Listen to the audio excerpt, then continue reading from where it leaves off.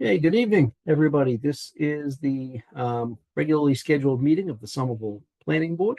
It's November 21st, 2024, 6:02 p.m. I am Mike Capuano. I'm the chairman of the Planning Board. With me tonight is our Vice Chair, Amelia Aboff, our clerk, Jahan Habib, and our members, Lynn Richard, Michael McNeely, and Luke Schuster. We have a quorum. Pursuant to the Chapter 2 of the Acts of 2023, this meeting of the Planning Board will be conducted via remote participation. The video recording of these proceedings will be available on the city's website or by emailing planning@somervillema.gov. This meeting is being recorded. So we have a number of items on our agenda tonight. We have no meeting minutes. We have 2 requests for continuances. We have 2 matters of other business, and we have a continuation of a public hearing on 35 McGrath Highway, which was already opened. If we have time, we may be able to get to some other business as well. So what I'd like to do now is quickly move through the continuances and then take up the zoning amendments, because we are on the clock to make a recommendation to the Land Use Committee. But 71 to 72 Union Square has requested a continuance to the December 5th meeting. Chair moved to continue that agenda item to December 5th, seconded by Amelia. Steve, can you please call the roll? Sure. Lynn Richards. Jahan Habib. Aye. Michael McNeely. Aye. Luke Schuster. Aye. Amelia Aboff. Aye. And can we go back And my- again? She was muted, I think. Oh, Lynn, could we get your vote again? I think you were muted.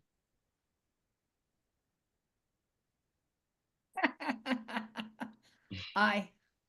Thank you. Amelia Aboff. Aye. Luke Schuster. Aye. And Michael Capuano. Aye. Lynn's first vote, unrecorded. So that agenda item's continued to December 5.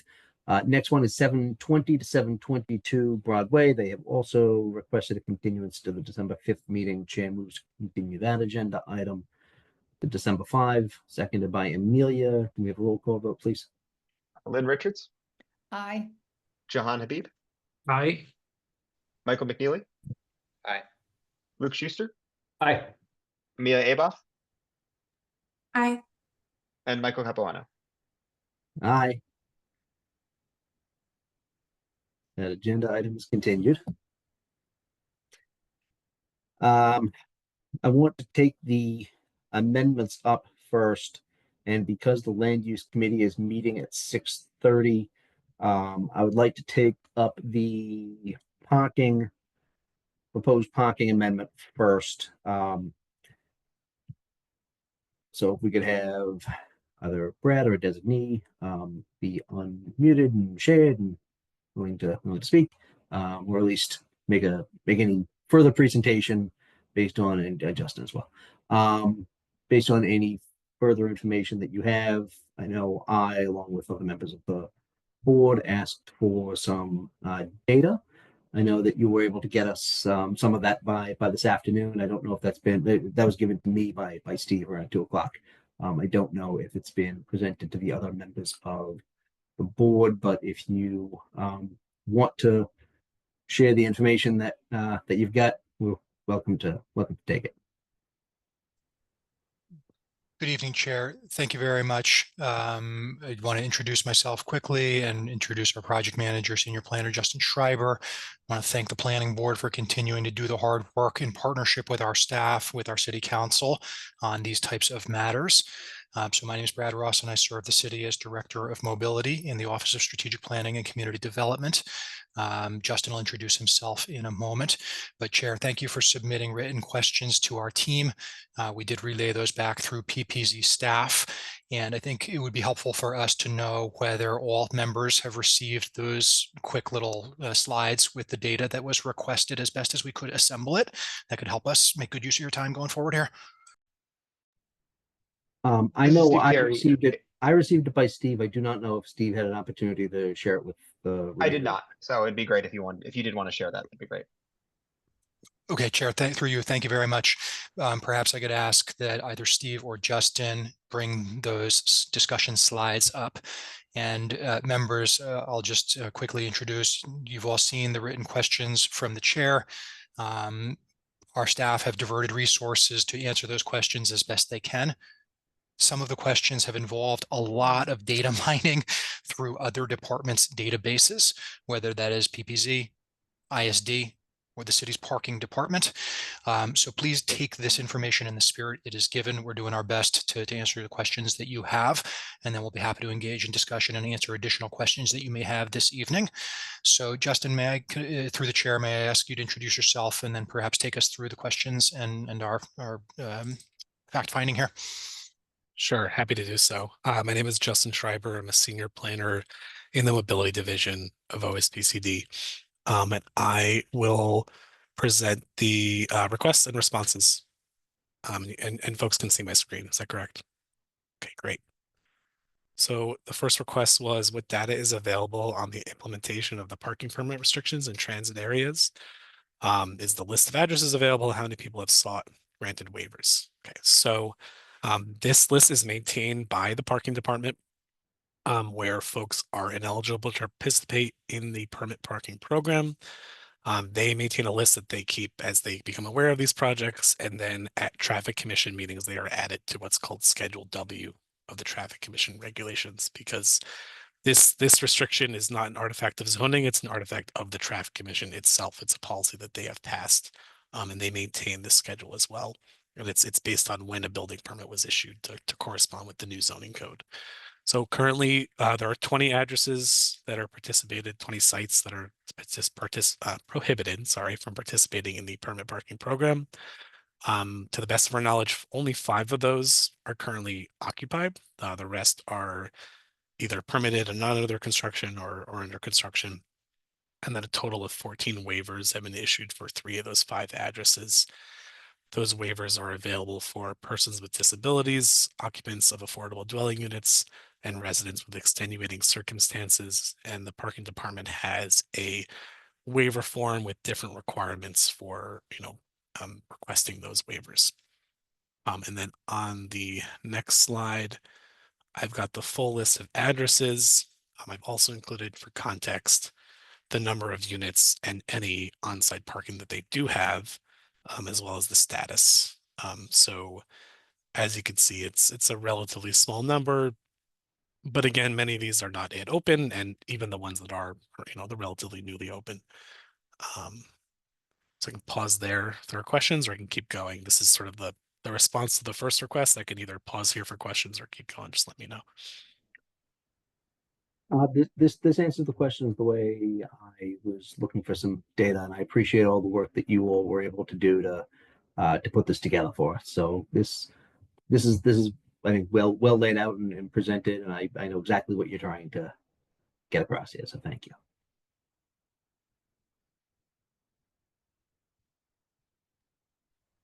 All right.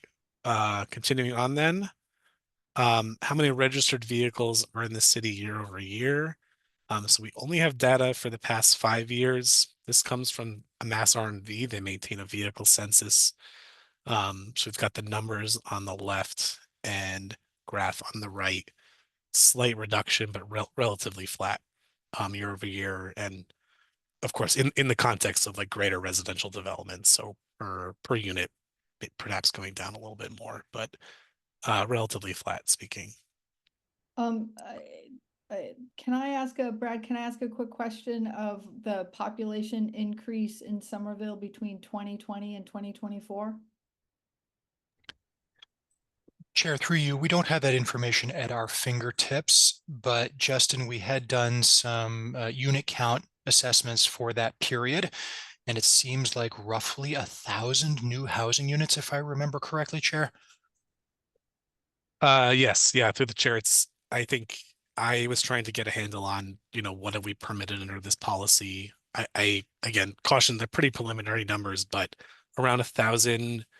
That's of like UR and bigger, right? So not taking into account development in the NR, which may be substantial on its own.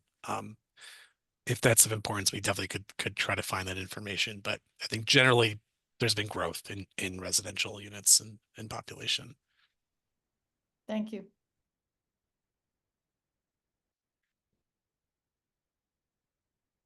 All right, I'll move right along to the next one, although we can definitely go back. Next question was how many on-street parking spaces have been removed for bus and bike lanes over the past 5 to 10 years? So we don't maintain a comprehensive list of changes as a result of this projects. So what we've did instead is try to highlight a number of example projects and a number of the bigger projects from the past couple of years. And then also I've included a whole bunch of links here because it's coming up with a number is a pretty fraught thing because in many cases we're adding in some places, removing in other places, we're changing. A lot depends on how long you decide a parking space is. So it's hard to put a specific number on it. And if folks are interested, we can certainly share this presentation, or I can follow any of these links, and you can see the types of presentations we bring to the Traffic Commission, and all the work we do to sort of tailor these parking regulations. But broad strokes, the Holland Street project, remove parking on one side of the street near Davis Square to Teal Square, approximately 51 parking spaces. Washington Street, Western Washington Street, this is a project under construction now, from Union Square to the Somerville line on Beacon Street. Counted that at 90 parking spaces from the condition, I think back in 2020 before there was a quick build pilot that did some of this work, and then this is the resultant number after all of that work happened. We have a bus facility on Eastern Washington Street, approaching Merle at Mirabel Road, that required approximately 20 parking spaces to be restricted. We did another bus lane project in East Broadway that extended the Winter Hill bus lanes a little bit further. That was about 3 parking spaces. Our first bus lane on Broadway in Winter Hill, that was approximately 45 parking spaces restricted. Something on Bow Street that we did recently when the street was repaved, we added a protected bike lane along the curb that only required 1 parking space to be restricted. And then lastly here, I've added Powderhouse Boulevard, 1-way protected bike lane, no bus lane there, and that was approximately 3 spaces. So not a completely comprehensive list, but a number of notable and recent projects, going back as far as 2019. I'll pause again if there are questions.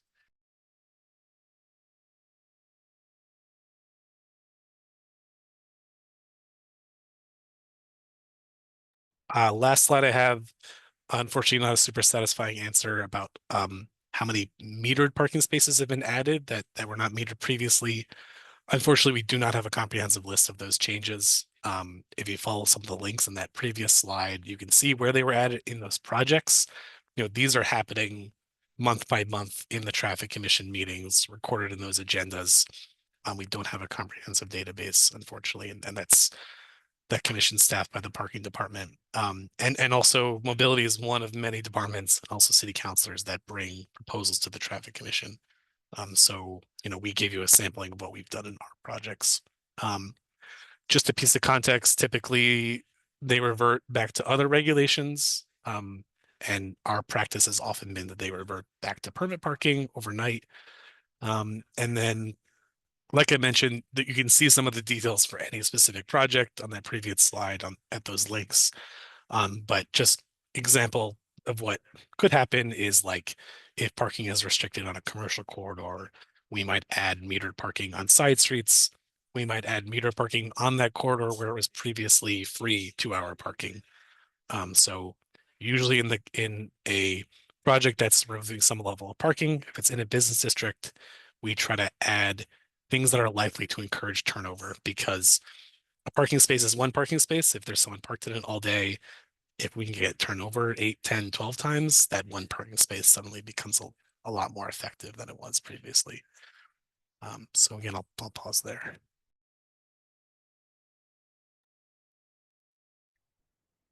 So I appreciate you guys getting back to us with some data. We are, we say that we are a data-driven city and like to try to make decisions and assess the way we govern accordingly. So the idea of we think this is working, we think this is going to work is not necessarily a way that I like to evaluate zoning changes. So I appreciate you guys gathering some information that I think is certainly informative and informed the way that I look at the proposed amendment too. So thank you.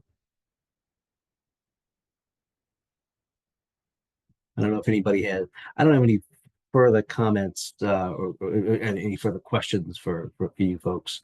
But I appreciate you making the presentation. I don't know if my colleagues have any questions before we let you go and proceed with our discussion.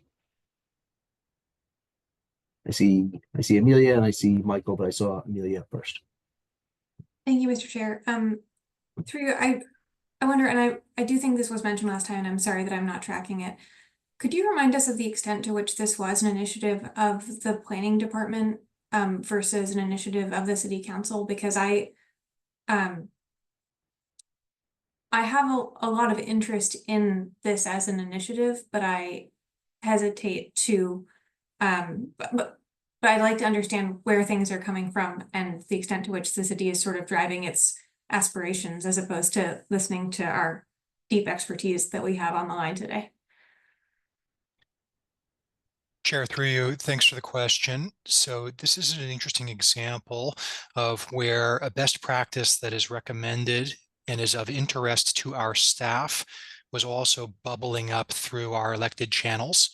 And so I think it's important to note, Chair, that our city council did pass a resolution requesting that the administration prepare this type of regulatory reform, for lack of a better term, for your consideration and for the city council's consideration. That was occurring last winter, back in the kind of December to February timeline. And the council memorialized its focus on this issue with a unanimous resolution. From the staff perspective, for us, that was the starting gun at the beginning of the race.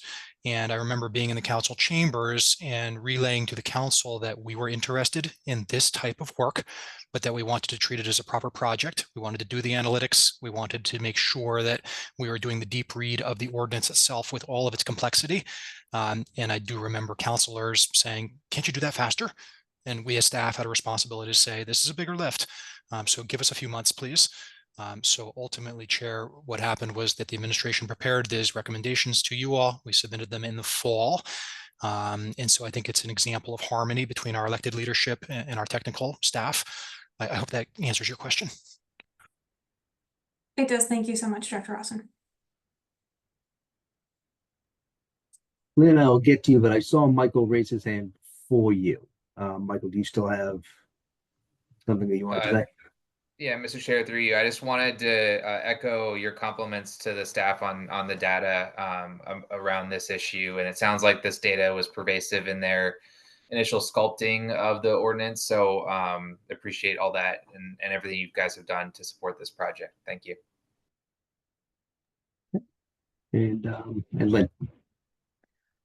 Thank you. I may have missed something in the information that Stephen sent, and as this is only my second meeting, I'm still getting up to speed on everything.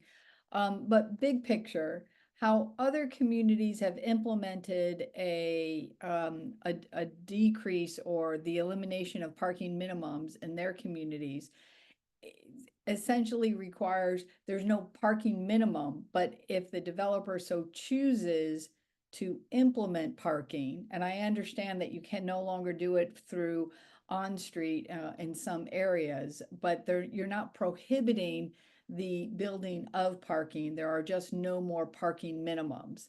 And I ask because research that I have done have indicated that a lot of parking requirements are actually driven by the banks and the financiers. In order to make the project pencil, there has to be a certain guarantee of some parking. Now, clearly, most communities in the United States are way overparked. So I absolutely applaud the city of Somerville taking this on. And I love the answer that it both bubbled up from staff and from the council. I just want to make sure that we're kind of threading the line, that we're not creating a community that is absolutely hostile to cars and to developers that want to, but at the same time saying, listen, we want to be more people-centered. So kind of a complicated question, but kind of big picture. And if this is somewhere in the information that Stephen sent and I should have read it, apologies.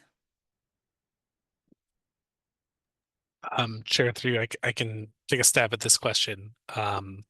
Yes, I think just to start with the start of your question, we're proposing that outside of the transit areas, the current minimums become maximums. So in effect, that means you could build the same amount of parking that you would be required to build today, but it's no longer required. So instead of just talking about residential, instead of requiring 1 space per unit at minimum, we would be saying up to 1 space per unit at maximum, and then leaving it to those to discuss the flexibility.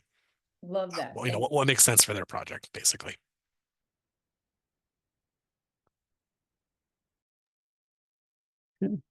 Yes, Amelia. And I'm sorry, I think I also should know this one, but I know we have the exceptions that are available in the Schedule W properties for the affordable units within those. How are we currently handling, if we have any examples, buildings that are fully affordable? Through the chair, the buildings that are fully affordable, they're all eligible for a waiver. They still have to go through the process and get the Office of Housing letter and submit the paperwork, so it's not automatic. There's an extra step for them. But just like the inclusionary units, the fully affordable units, like for example, 31 Tufts, they can be granted waivers through the waiver process. Thank you for confirming. I appreciate it. Okay. Does anybody else have any questions for the staff who's taken their valuable time to go over this with us in advance of, I think, having to run in a few minutes to the Land Use Committee? Okay. Okay. Seeing none. Thank you both for joining us. You're welcome to stick around and listen to our discussion, or you can drop whatever you think is best for you. Chair, thank you very much. I think Justin and I would find it helpful to continue to hear your thought processes. And I think it's important for staff to note to you all that this is not here today, gone tomorrow type of work. We're here for the long haul. Justin and I are both residents. We are living this just like you are. And so your valuable feedback will continue to inform our work. We will drop to go to City Council when we get paged in a few minutes. But for the moment, we'll continue to take good notes, and we're here for you as a resource. So thanks again. Thank you. For sure. Sure. I have a number of thoughts on this, but I always like to hear where my colleagues are generally first. And so I would welcome you all to start the discussion and give me your thoughts, and let's have a go around. Who wants to go?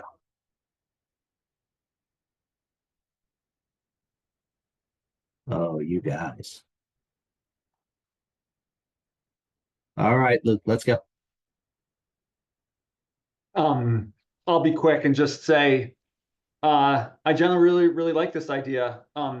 It was a helpful reminder at the joint hearing that, and this already came up in this discussion too, that I think I noted 70% of the city has already removed parking mandates because they're within the transit circles. So I do think it's helpful for our discussion just to remember the city's already gone in this direction, albeit in a slightly different, set of particulars for most of the city. So seems like smart continuation of that direction to me. Amelia. Mr. Chair, regrettably, I have come up with another question for staff, and I thought I might catch them before they drop off. Do we still have a representative? If we still have, I'll get into my thoughts in a moment, but the majority of the negative feedback that we received was from community concerned about the folks with limited mobility and for senior citizens. And I'm incredibly sympathetic to both of those points and to the large amount of community feedback that we received. I'm also very mindful that when we were doing Summer Vision 2040, We also received a lot of email a lot of notice at the 11th hour that the senior community felt like they'd been excluded from that planning process and that their needs weren't being incorporated. So I'm very mindful that they feel that they've sort of been burned by planning efforts before. Understanding that mobility has worked very hard to make this a coherent proposal as it is there anything on your list that we might do to wordsmith or improve this to be more responsive to those concerns? Like, I can't think of a solution, but maybe one of you has an idea that we should consider incorporating into a planning board recommendation, if that's where we get tonight. Chair, through you, thanks for the questions. Our staff have also heard those same concerns that you have, and we approach them with humility. We recognize the privilege that any of us bring based on our lived experience, which is not reflective of everybody's lived experience, and making sure that this is a community for all ages, all abilities, a lifelong community is really front and center in all the work that we try to do. That said, one specific recommendation or request that I would make to try to hold ourselves accountable as staff, not just in mobility, Chair, is that there are administrative procedures that are outside zoning, as Director Bartman always reminds us that we can and should deploy to support our zoning and regulatory framework. For example, in parking-free buildings, the city commonly works to develop recommendations to our traffic commission to establish a commercial loading zone, for example, in a mixed-use property or in a retail building that otherwise does not provide off-street parking. We commonly recommend dedicated pickup drop-off spaces and ADA spaces and metered spaces as well, as Justin noted earlier. I believe that we as an administration have the power to change some of the submittal requirements for new projects coming through our pipelines. And for example, in a transportation access plan, which is part of the required material set for any complete application, we can be much more explicit about curbside regulations that will make a property work better for all people. I don't want to limit that to ADA only spaces, right? There are plenty of people who have legitimate needs for auto mobility, but they may not use or desire an ADA placard. So please don't misconstrue that statement. But we do have administrative tools in the way that we administer the pipeline and ultimately make recommendations to you all that I believe we can strengthen to honor some of the feedback that we are hearing. Chair, if it's okay, maybe Justin can add a tiny bit of detail to some of the general statements I just provided. Always welcome. Yeah, Chair, I'm pretty excited about this possibility that we can just incorporate this into our process for transportation access plans and even for mobility management plans, that we'll be able to review this aspect for any project of a significant size. I much prefer to look at these at a case-by-case basis and figure out what works for a particular project than sort of the blunt instrument of, build one space for every 1,000 or build one space for every unit. Like that's a very, very blunt instrument. And we are reviewing a lot of particular transportation things about these projects already, and this has not previously been a part of our process. So I think that that's definitely something we're strongly considering incorporating into our process. Thank you both so much.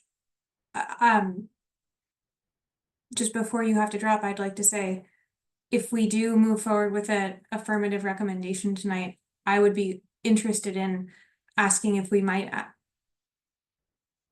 make the recommendation to City Council that it go into effect on a delay, perhaps a 3 to 6 month delay, to allow time for mobility to develop those more explicit submission requirements. Like, if we're going to do this, I think we should do this in a way that uses all of those best practices and administrative tools that were just described. And I think having it go into effect a little bit later in order to accommodate that feedback that we've received would be a very fair-handed, even-handed approach.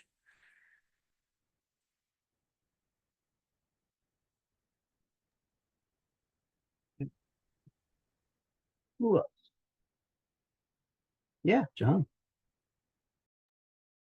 Mr. Chair, in general, I am in support of this, the recommendation for the zoning amendment. One area that I just wanted to mention was when it comes to the waiver the parking waiver, I want to just stress and highlight the access to the application process for those individuals who are eligible should be maintained. And I've done a little bit of research, not a whole lot, but the information is out there available. But I just want to make sure that we continue to maintain that commitment, both as a planning board, but also as the city of Somerville, because as the discussion prior highlighted, not everyone's circumstances are the same, even though we should be moving. I'm in full support of moving away from, automobile transport. There are key instances where certain life circumstances that require that access. And I think that that's an important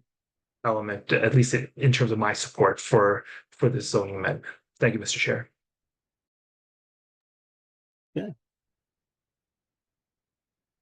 Yes, Lynn. I see Lynn first and then Mike. Thank you.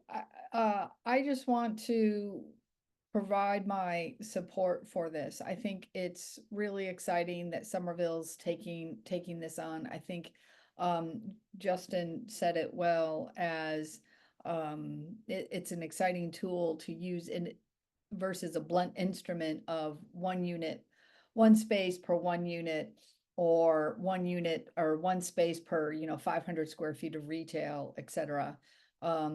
And while there are a number of administrative best practices now, that list is only going to grow as more communities tackle this. So I think it's an exciting step forward for the city, and I like Amelia's suggestion of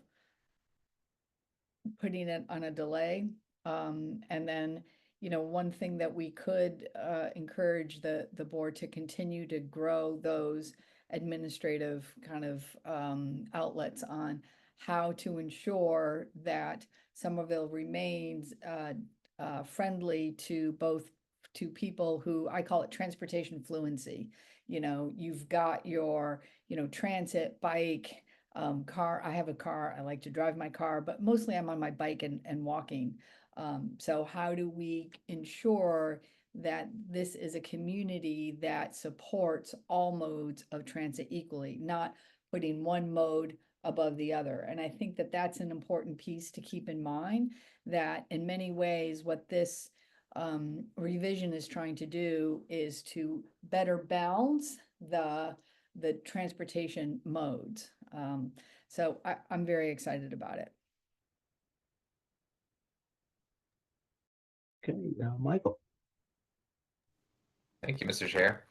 I first would like to highlight Vice Chair Aboff's attention to the feedback we received, specifically around Speaking of supporting. feedback, is it just me or are you calling in from Mercury? I don't have my headphones, but I will try that. Does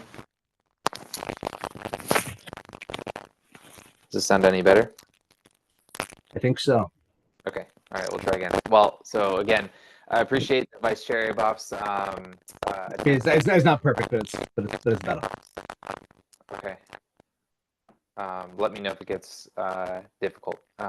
Attention to the public input is specifically around making sure that we're all kind of paying attention to persons who need access to vehicles. And I think I want to also throw my support in for a delay such that the staff can develop the right tool set to be able to address individual project needs. I think specifically, I appreciate the concept that we might have different needs for different people, and that there are different ways of addressing those specific needs. For example, one form that was highlighted was not just having a parking space for a particular class of individuals, but also having the ability for health services to arrive and visit a particular building and things like that. So I really appreciate that this allows us to be flexible and dynamic, and so I would be supportive of that delay as well. But for the avoidance of doubt, I also am very supportive of our general move towards reducing the mandate for parking.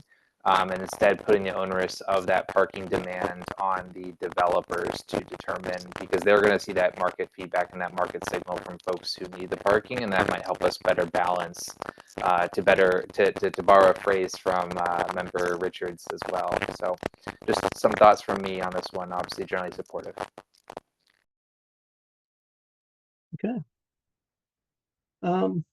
Thanks, Bonnie. I appreciate it. So I looked at the presentation as it was given to us. If I had the opportunity to, draft an ordinance that did, what we wanted, I think would look different. I think if we incorporated some of the thoughts that we had, it would look different. So I have to look at what was presented to us and identify whether I think what was presented it makes sense. And so this isn't the first time that something like this has been proposed or considered, right? So we looked at it initially during the comprehensive overhaul. We looked at it in about 2015 or so when we created MR3 and MR5, et cetera, et cetera. We looked at all of that. And we wound up with, when everything was said and done after a lot of public input, that half-mile walk shed, which actually started out as a quarter-mile walk shed and realized we wanted to encompass more of the city. So Luke's right, it encompasses about 70% of houses in Somerville. So the arguments that I heard at the joint hearing were kind of, we need to make the change because the ordinance is confusing, and that we need to make it uniform because of equity. 70% of the city is already subject to the rule. What about the other 30%? But my thought, and I think you all have shared this, at least in other aspects of it, is simplification to some thoughtful zoning. So we decided on a half-mile walk shed with a lot of public feedback, data, and workshops over the years, because we thought about what made actual sense for what we were building and where. And I guarantee you, if I'm building something in Somerville, it's going to be expensive. I'm going to have a lawyer, and that lawyer is going to get paid good money to tell me exactly what the ordinance says I can build based on where my building is. Talking about equity and looking at the city cohesively, we talk about the 99%. Well, let's talk about for me the 30%, right? The 30% that we intentionally excluded from this rule, the 30% that I live in actually. I live next to Dilboy, which is outside the walk shed, and it takes me 25 minutes easy to walk to Davis Square, or 25 minutes easy to get to the Tufts T stop, or I can walk 10 minutes to Clarendon Hill and wait for a bus that comes every half an hour. So when we made the walk shed, when we incorporated that in the overhaul, we acknowledged that walking almost a half an hour to a T stop isn't reasonable, it isn't feasible, and it wasn't equitable. So living a mile away from a T stop is a hell of a lot different than living in the middle of Davis Square. And when I lived in Davis Square, I didn't have a car. I was also 25 and single and living off of law school loans, but you know what I mean. So I said, okay, fine. Let's look at what we've done in the last 5 to 10 years to see where we are on vehicle registration and ownership and use in the city, right? So I looked at the fact that we added 7 stops in transit. We added a 24-hour, 7-day-a-week dedicated bus lane on Broadway. In fact, despite that buses don't run 24 hours a day. We built a few thousand units, mostly at Assembly and Union Square, but increased the population a little bit, sure. We added miles of bike lanes, which is generally a good thing. According to the presentation that the mobility staff just shared with us, we've taken out or modified at least 200 on-street parking spaces. We added speed bumps and speed humps and bump outs and different colored paint on all the streets. So after all of this, kind of where are we? The data that we were just given is we've been flat. About 38,000 cars for about 80,000 people, right?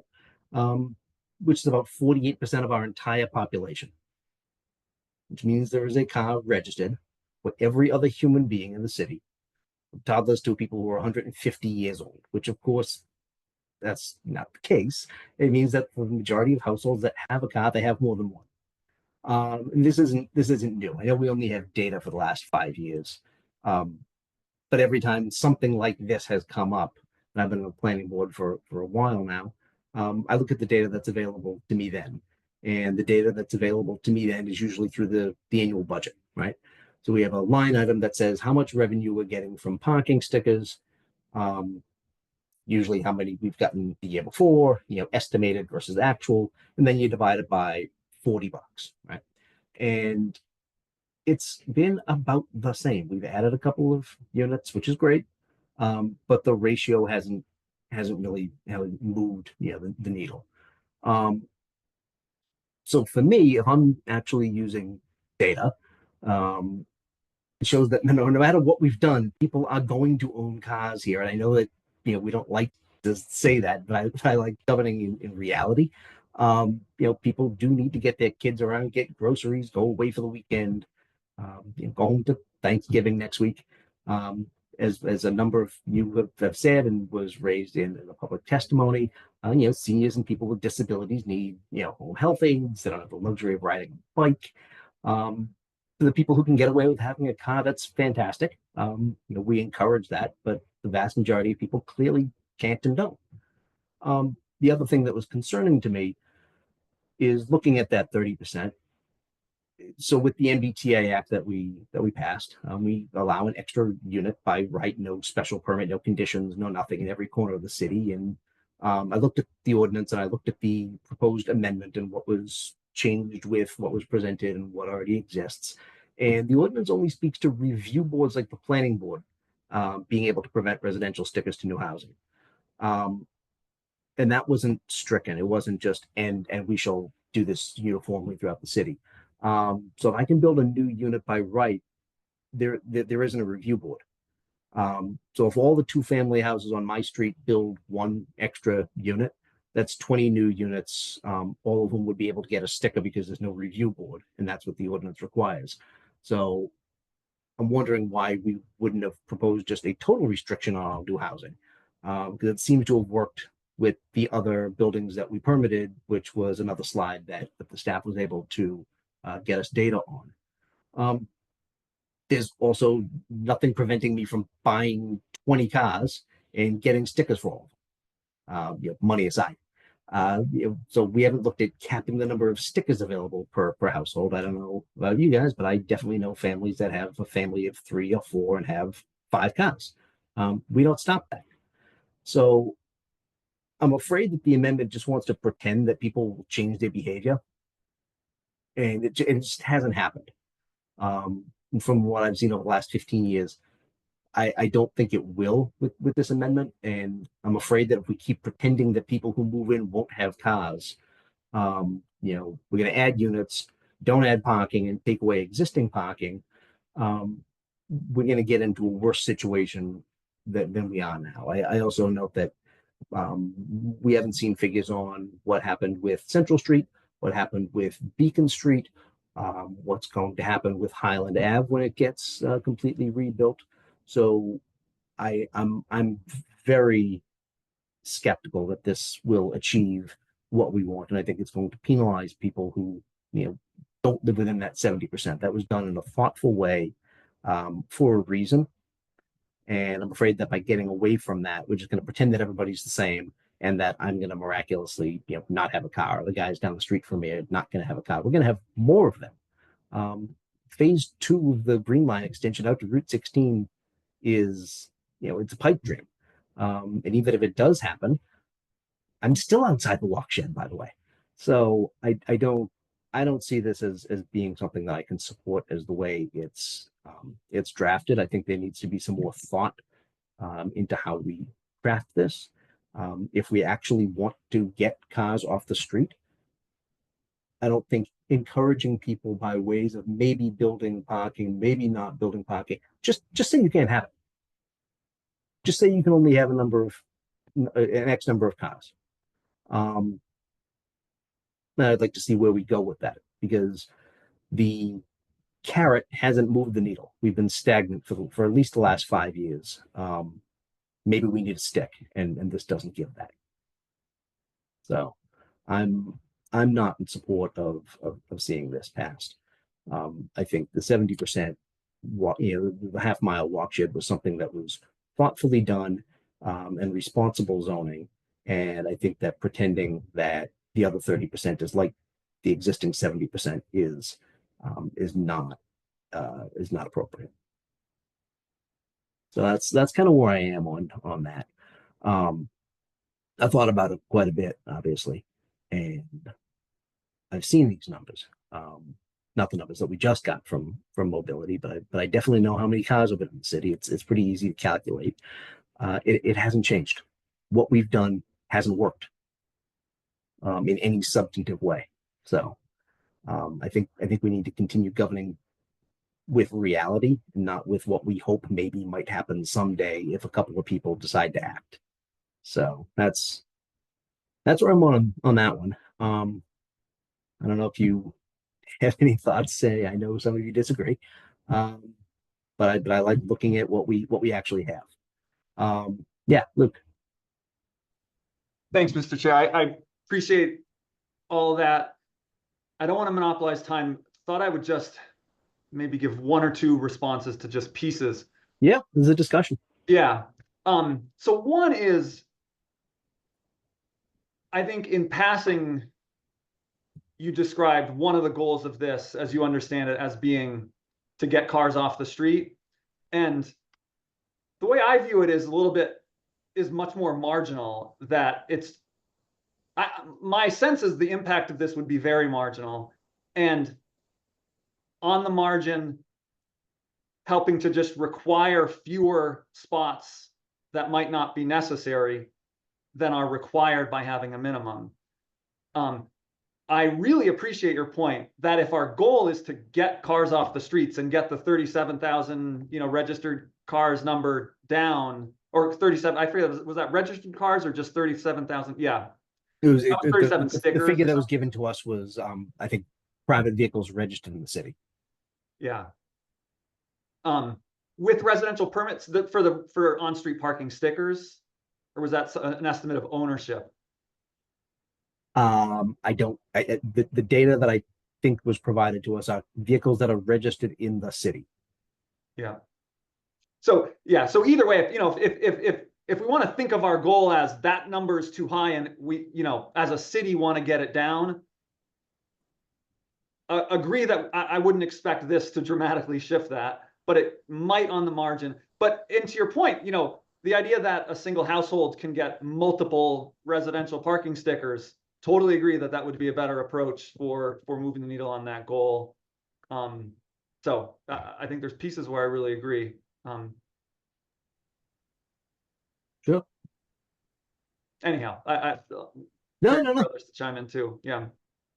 I think we're all trying to get to a better place. I just don't see this one being it. I think if we actually want to reduce vehicles in the city, we should reduce vehicles in the city, and not pretend that people are going to change their behavior in a comprehensive way. Yeah, Amelia.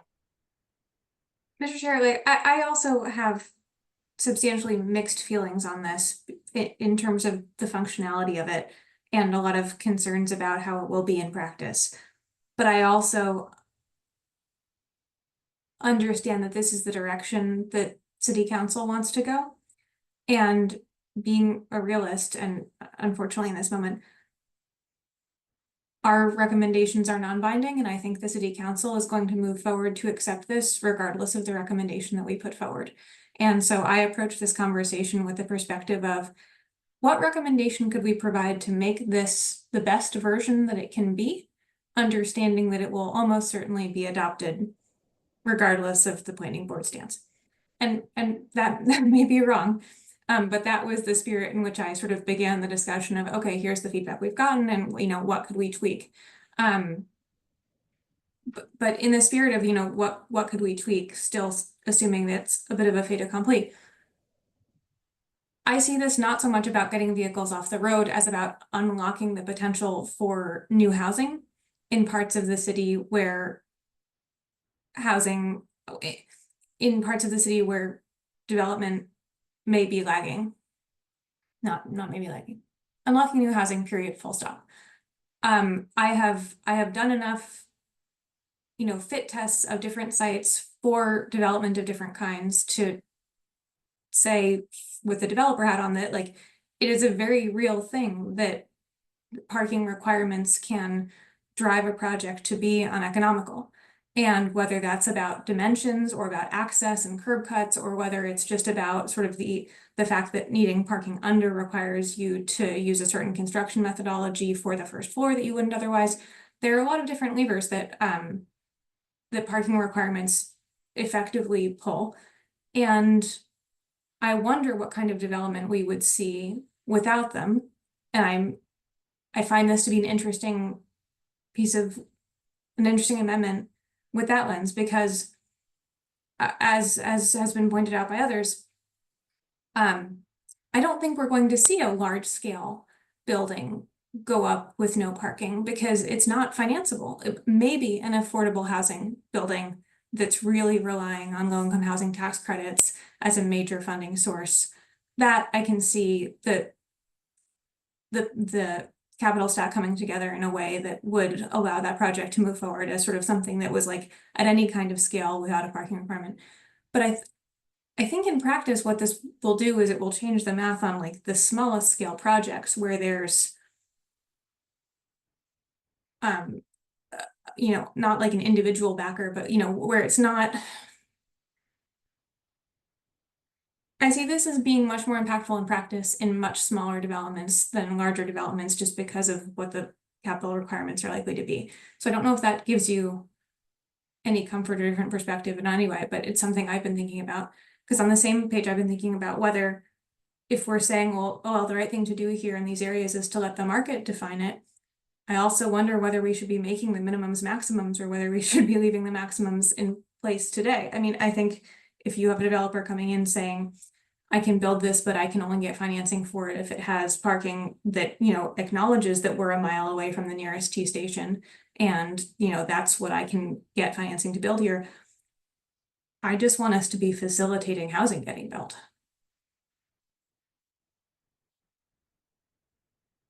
Sorry, that's kind of a mixed bag. No, it's a complex issue. This is why we're here. I'm not completely opposed to the idea of changing things. I don't think this is the right way to do it. I think it's far more nuanced than what I think is somewhat of a broad brush approach that was presented by the Alderman. Yeah, Lynn. And then Michael. Thank you, Mr. Chair, and thank you for your incredibly well thought out comments. I really appreciated them. But I just want to push back and ask you to do an exercise, a mental exercise, which is absent all of those changes that Somerville has made the city has made in the last 15 years that you pointed out. Absent that, if those hadn't occurred, what would traffic congestion, et cetera, be now? What would the number of cars be registered now? So the problem with this kind of conversation is that the number of registered cars is at a steady state, right? And I checked the US Census population is also at a steady state. But what other communities are experiencing, even though population is at a steady state, the number of cars and the vehicle miles traveled keeps increasing, yet Somerville has remained at a steady state. So you have to look at what could have been absent all of those changes versus what is now. And I think that that's the useful thinking as we're going forward, as the city considers taking this next step of how might the city grow without having this in place. I think that there are good arguments around the financing. Again, the banks are going to require not the affordable housing, but the private sector will require a certain amount of parking for the bigger developments. I think Amelia's right that this might open it up for more smaller and midterm mid-sized developments, again, depending on the financing. But I just encourage you to think, absent all those changes, what would the city look like now? And keep moving forward. That's why we keep moving forward in figuring out what are the range of different policy levers that we have as a planning commission to achieve this kind of vibrant city that's available for everyone, and that better balances the needs of cars, bikes, walkers, etc., for people who bike, roll, walk. Anywho, thank you. Who else? Yeah, Michael. Thank you, Mr. Chair. So I think in addition to the color that's already been shared by my colleagues, I think the one last thing I would want to think a little bit about is if we kind of flip this on its head and say, okay, we actually want to increase the parking minimums, right? If we say we want to double those values, I would actually expect us to see an uptick in the number of cars that people are using. And that's because at the end of the day, nature abhors a vacuum. And so I would bet that by, discouraging parking, we would see a reduction. But at the end of the day, I can see your argument to be real that at some point in time, people just need parking, right? But I think that's why I'm generally interested in the structure that's been proposed, is that it allows the developer to propose parking. It doesn't stop them from proposing parking. And it really puts the thought on them about what the industry needs. If folks need parking or want parking, they might pay a premium for it, and then developers will follow that signal. And to Amelia's point about having a maximum and potentially releasing that, I would be open to that as a modification as well, as saying that although we're reducing the minimum to being 0, we also are increasing the maximum to be as much as the developer asks for. And of course, every project is going to have its bounds, and at some point in time, a project will just be a bad project if it has too much parking. But I think mandating parking is not something I feel like the city needs to do, because it's not necessarily protecting the average person in the city. There are people that need to be protected, and that parking needs to be protected, but I don't think we need to force parking like we do other things. I think the market can kind of help figure that out a little bit better. So anyway, just want to share that thought as well. Yeah. So as I'm listening to you all, my thoughts are always kind of evolving on this and a million other things. And I keep going back to the idea of whether we proceed with the idea that you and Amelia have come up with, potentially of releasing the maximum, let the market bear out whether it's going to be a financeable project or not. All of that, I think, is a very fair argument, and I probably agree with you. Particularly Amelia, who works in this space, like you know what you're talking about, and like, you know what you're talking about. Not that you guys don't. I wasn't saying that we should release all parking maximums. I was just saying that resetting the current maximum to what was the past minimum might be is a pretty strict upper limit. Sorry. Yeah, no. I oversimplified what you said, which tends to be a habit of mine. But no, I understanding that the market will bear out what the market will bear out. I still come back to the idea of, if we have a desired end result in the city of reducing vehicle, right, facilitating mobility of all types, which I agree with. I think that's generally a good goal. I would support creating the same restriction that we put on buildings within transit zones that don't want parking. Is basically, if we're going to do this, and if you don't want to build sufficient parking for the number of units that you have, irrespective of where you are in the city, whether it's by a special permit or whether it's a by right unit on my street that you can do through the MBTA Communities Act now, you will be prohibited from getting a spot, getting a sticker rather. If that's what we're trying to do and increase the housing stock citywide, acknowledging that, yeah, some people just need parking. The number has been stagnant. Maybe that's what we do. We add a stick. And I think we also maybe consider, I would be in support of limiting the number of residential stickers per unit. I don't think it's reasonable or fair for me to be able to get as many cars as I want, as many stickers as I want, and just clog up the street. That's not a good use of public space. It's not a good way to treat our neighborhoods. So if I were to support something like this, which I'm angry against, I would want some of those restrictions put into the amendment to continue talking the talk where we're walking the walk where we're talking the talk. We say we want a thing and we hope people will change and we hope maybe the market will bear it out. But I like more certainty than that. Yeah. Mr. Chair, I don't disagree with anything you just said, but I may have a small nit.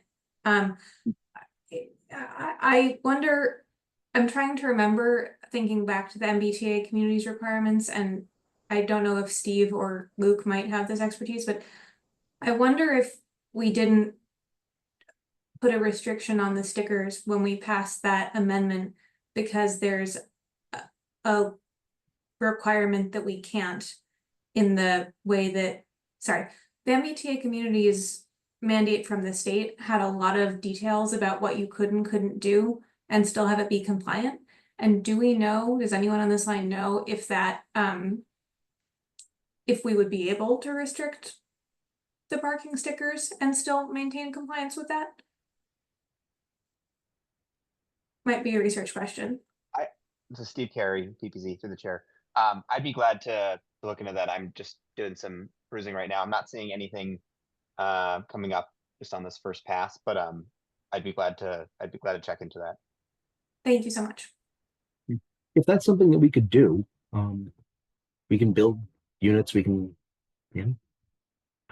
we could prevent the additional parking that it would so far almost inevitably engender. So I'd be in support of adding language that would put in that restriction. I would also support making a recommendation that the city look at restricting the number of residential parking stickers that would be available per unit citywide, to the extent that they're available to get them. And I don't know what that number is, but I think we can do some analytics here and figure out what the number is, because I just, is it 2? That might not be fair. Is it 5? That probably seems too much. But I think if we're going to move forward with doing something like this, we should have some guarantees in place. So I saw Luke first, and then Michael. Just real quickly on those two ideas, I guess a process observation and then a substance point. Just want, I like the idea of sharing with the council related thoughts about how to address what we think the intent of something before us is. My one hesitation, though, is that if we just throw any favorite policy stuff related to parking, does this just become a debate on all things parking policy right now between us? And for instance, I'll say of the two ideas just floated, I've never loved the prohibiting new residents from getting a sticker thing. It feels like it treats newcomers differently than longstanding residents in a way that makes me feel icky. I get that the history of it, and there was kind of it's led to a detente that's kind of worked for the city, but it's not my favorite approach. So I'm less excited about that one, but I would be happy to say, next cycle of residential stickers, you can only get 1 or 2 per household and get serious about that one. So it's just a flavor of, my mixed feelings on 2 of those examples.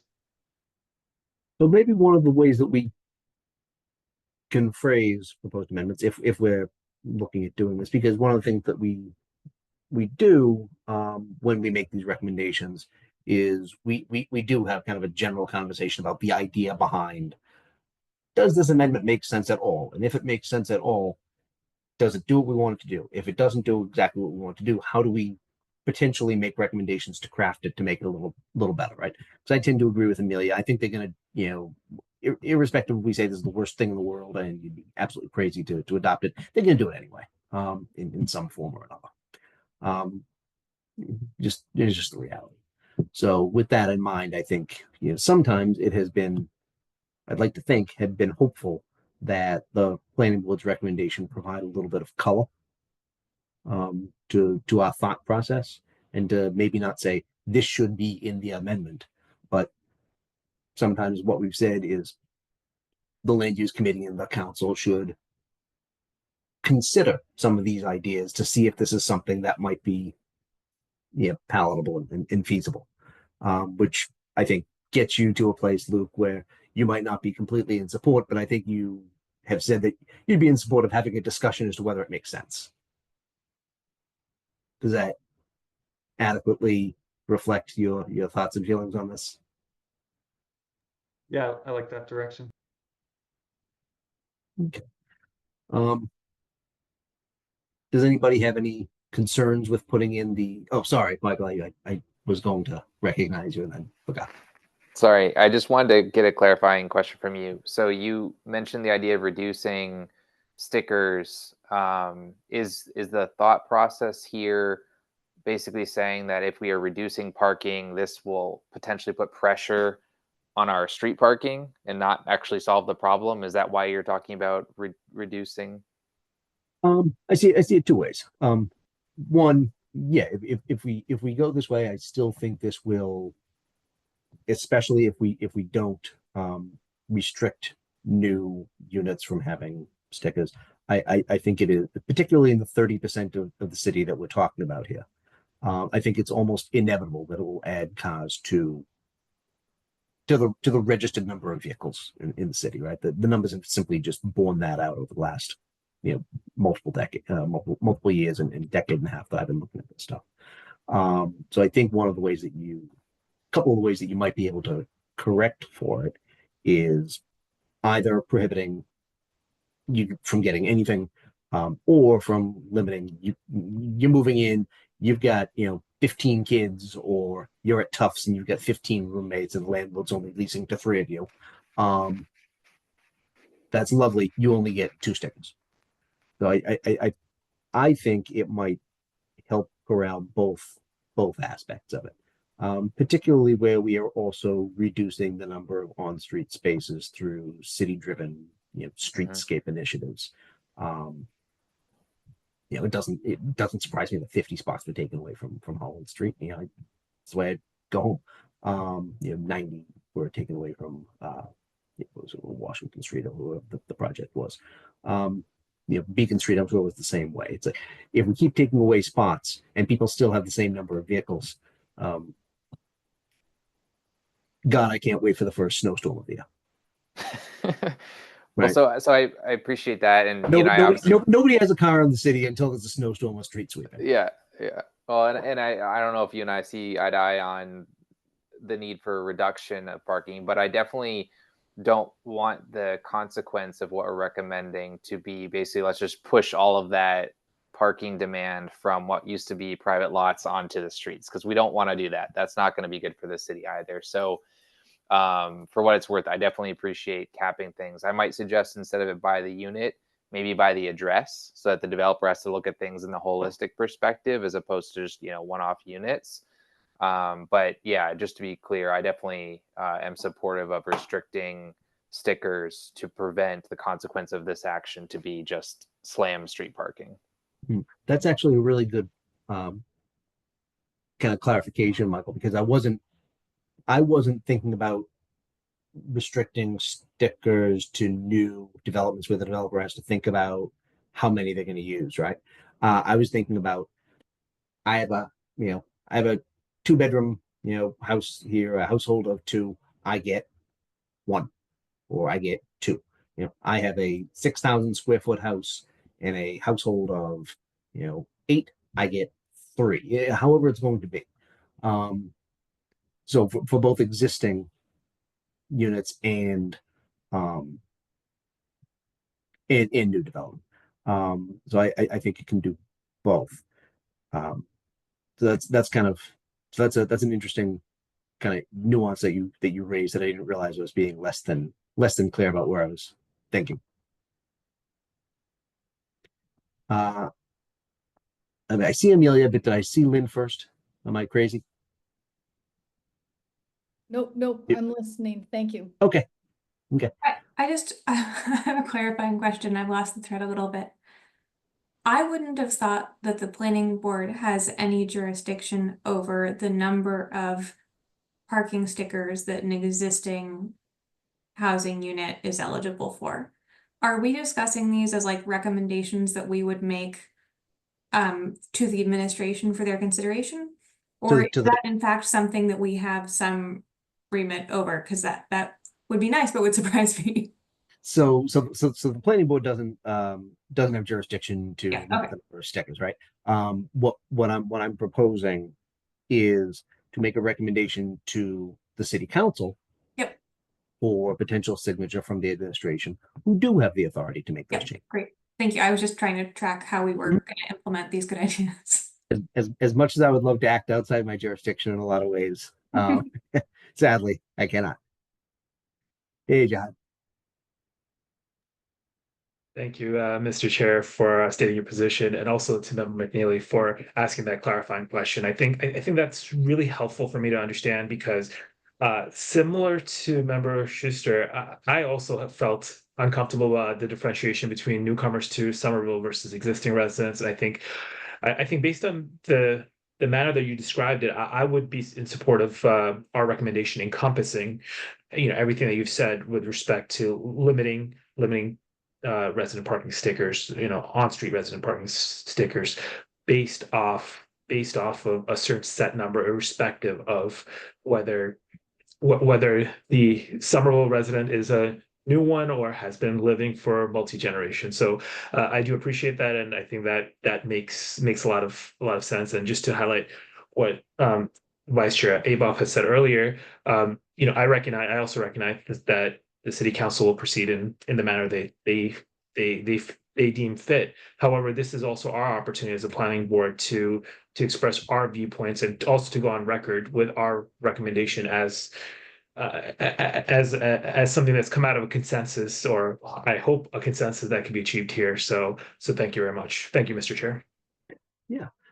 So both you, John, and Luke have raised the concern that the availability of residential parking stickers is kind of favoring folks that are here as opposed to folks that are coming in, and that's not how I see it. I see it as not restriction of the person, but of the unit that is being built.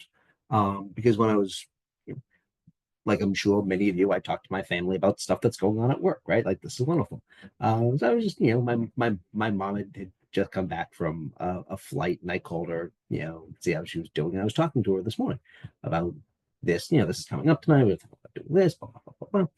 And she said, "Well, what happens if I look to downsize and I want to go move into the new building in Union Square that doesn't have parking?" Um, my mother's lived here. I'm not going to say for how long, but her whole life, which has been longer than my whole life. She said, "Well, what would I do?" I said, "You wouldn't get a sticker. If you choose to live in one of these buildings, the expectation is you know what you're getting into."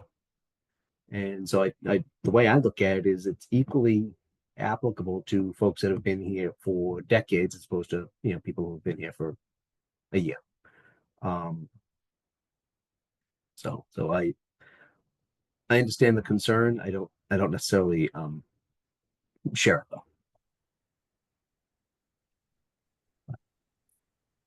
Hey, I do see your hand now, and it is yours. Yeah.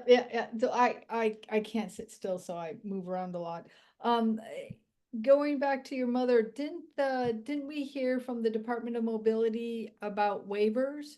So wouldn't your mother, being of a certain age, probably close to my mother's age, be eligible for a waiver?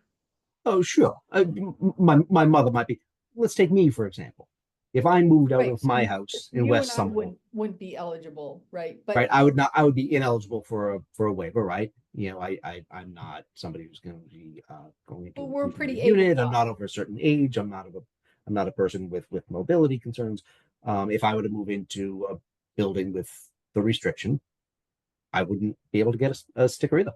Um, But we're of a certain demographic that, again, is able-bodied. But if we were, again, that's why I love the example of your mother or my mother moving into a denser community with, you know, again, fighting the isolation. There's a lot of good I don't know where your mother lives now, but she's in Winter Hill. I keep trying to get my mom to move into a denser area, but they she would be eligible for a waiver, or if there was mobility issues. So I really caution us against thinking of this in black and white. That it's my understanding that this is a step forward, and parking can still be built. Even moving into places that don't have any parking, waivers have been issued. So the sense that I got from the presentation earlier is that the city's trying to do a really good job of balancing this kind of supply and demand. Also, as a new resident, I particularly want to give thanks to the council members that are trying to weigh the newcomers versus versus people who have lived here quite a long time. So, anywho, Yeah. thank you. Yeah, I think yeah, no, yeah. Two quick points.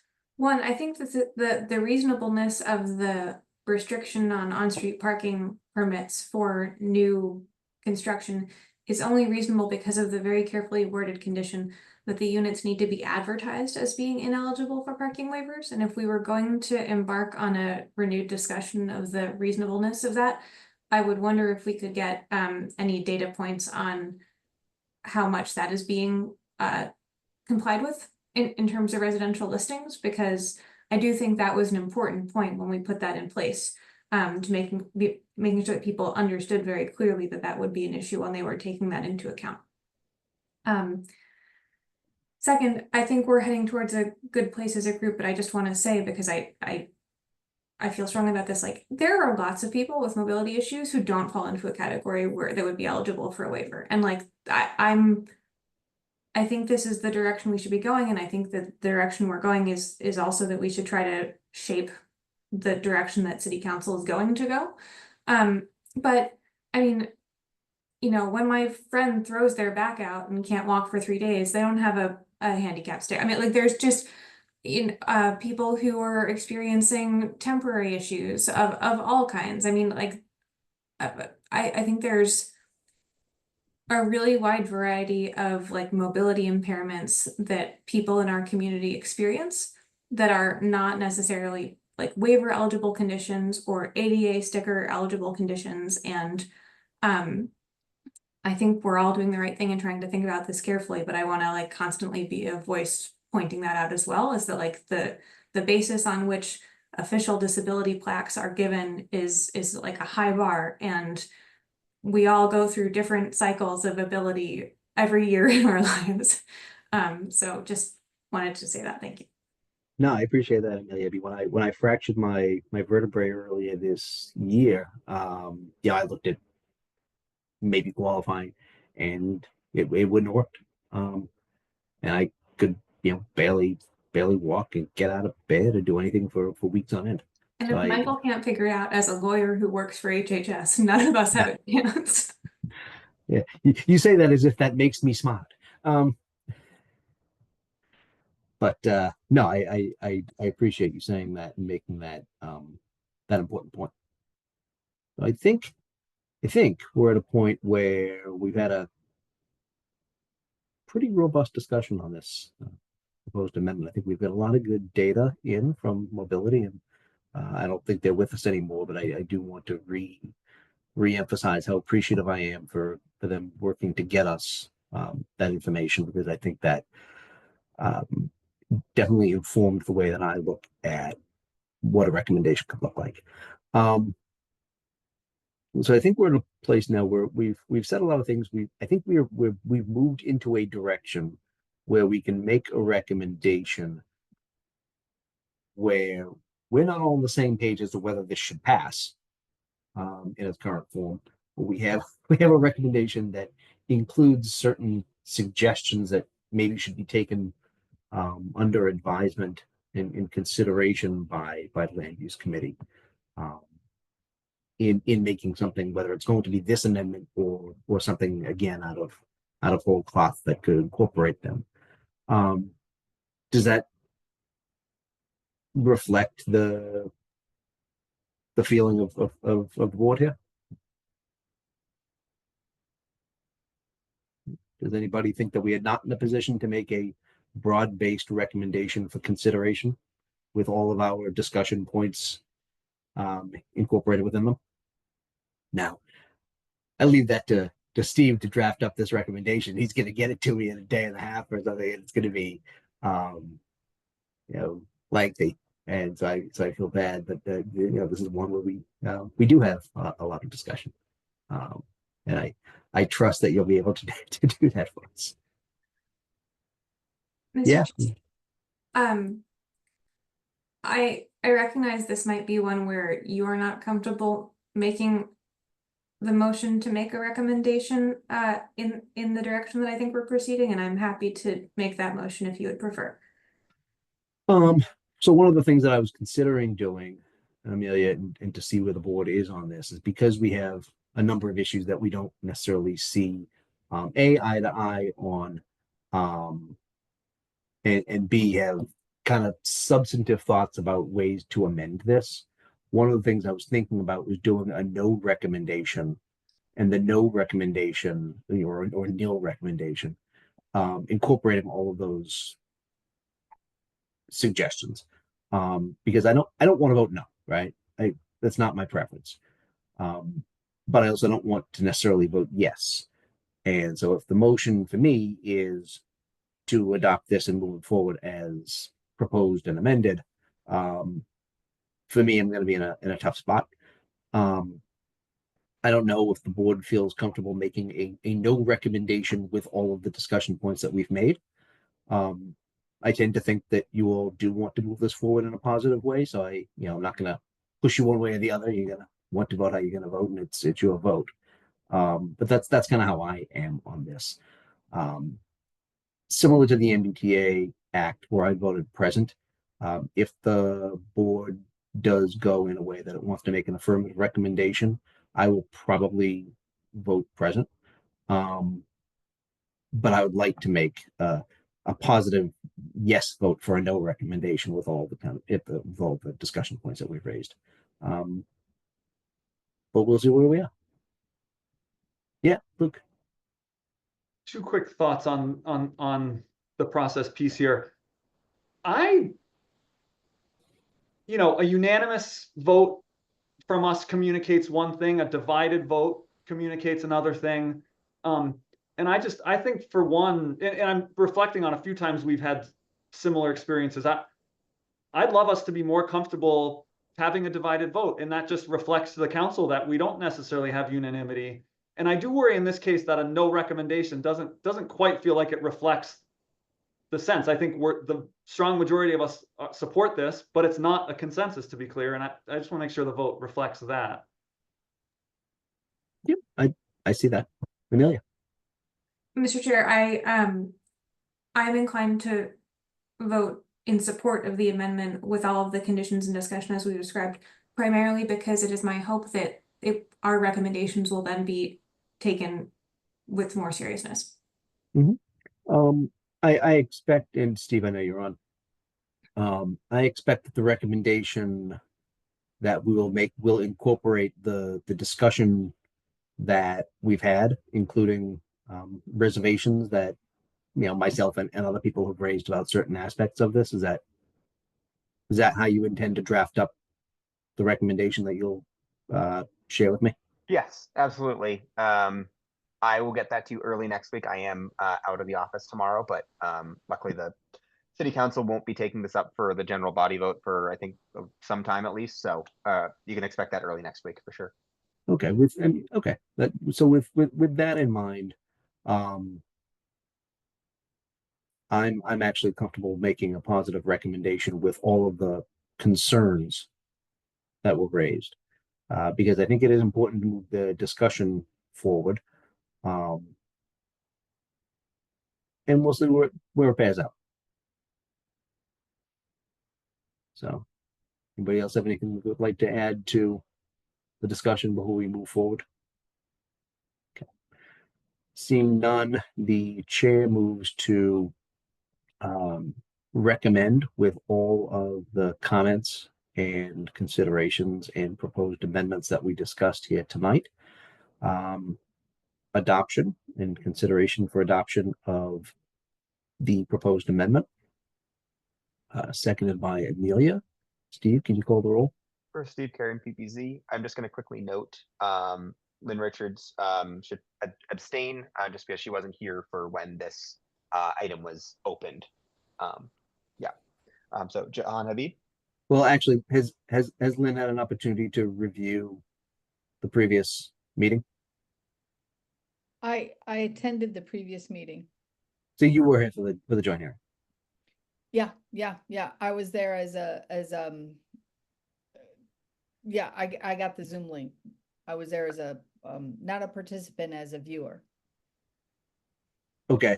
But you were there and you did watch the entire 100% presentation.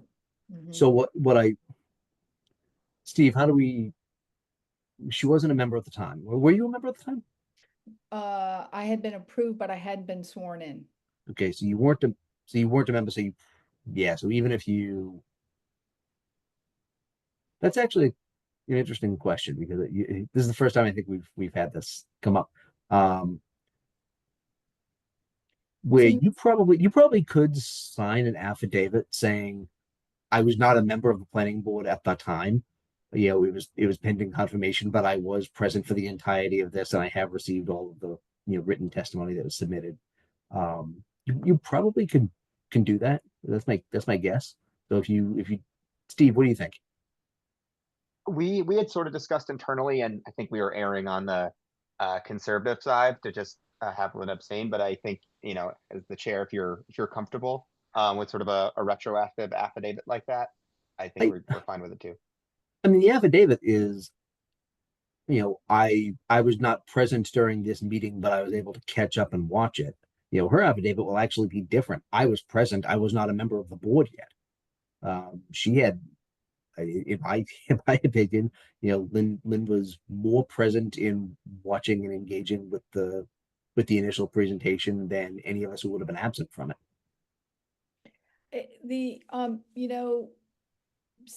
Steve, you and I talked about this before the meeting started a little bit, but I thought Luke's suggestion was a good one, in that this vote will represent kind of how individuals feel. Like it's not going to be a unanimous vote.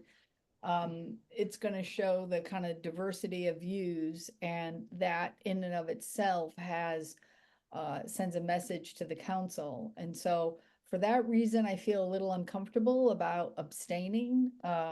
Sure. And I feel it makes me feel more uncomfortable abstaining because of the points that Luke made earlier. Sure, understood. Okay. I'll also just say this: even if it turns out that your vote was inappropriate, we have enough to move forward anyway.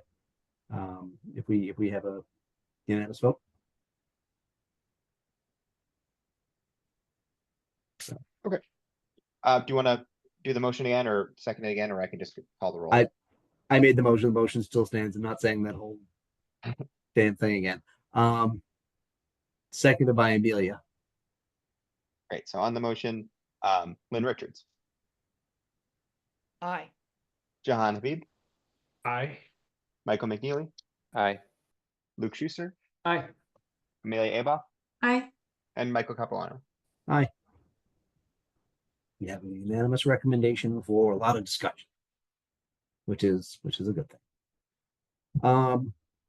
Great. Let's move on to the next one, which is 501 Mystic Valley Parkway. So we had a fairly lengthy presentation made by the applicant team at the joint hearing. Of course, it was a presentation on what an actual application would look like if the zoning were approved to be modified. But yeah, that's not the subject of why we're here today. The question is whether this should be changed from neighborhood residential to urban residents. And yeah, I've got a lot of thoughts on this myself, but I'd like to hear what you think as well. So.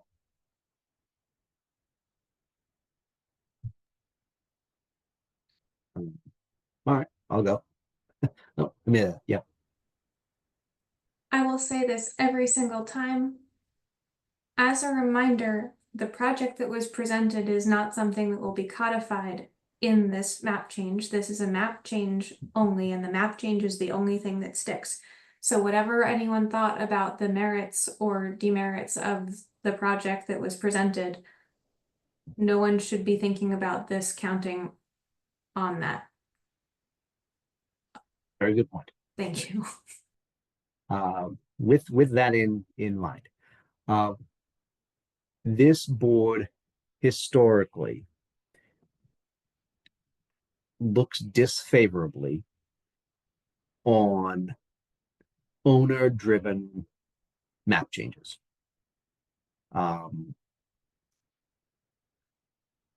The exceptions that we have made have usually, and we've made a few, not many, a few, usually where, oops, we screwed up and missed this one. We've got it was like, I forget, it was Cedar Street or something. There was a building where like half the building was in one zone and the front half of the building was in a different zone. And we didn't realize it and then you need to change it. We often and almost uniformly look disfavorably on owner-driven map changes. The difference being the recommendation for the little restaurant that again got caught up in an oops that we just looked at a couple of weeks ago. So I start from the position of this board looks disfavorably on owner-driven map amendments to increase the zoning of their property. So that's my starting point. And then I move forward on, okay, am I familiar with the history of this zone, this parcel, what we looked at? And the answer is, yeah, I'm actually quite familiar with it. When we, throughout the number of years that we were looking at doing a comprehensive zoning overhaul, many of you might remember we went through 3 different votes until it finally passed. Kind of like everybody, you look at, oh, what are we looking at in my neighborhood, right? So this is my neighborhood. This is my zoning map. Map number 1.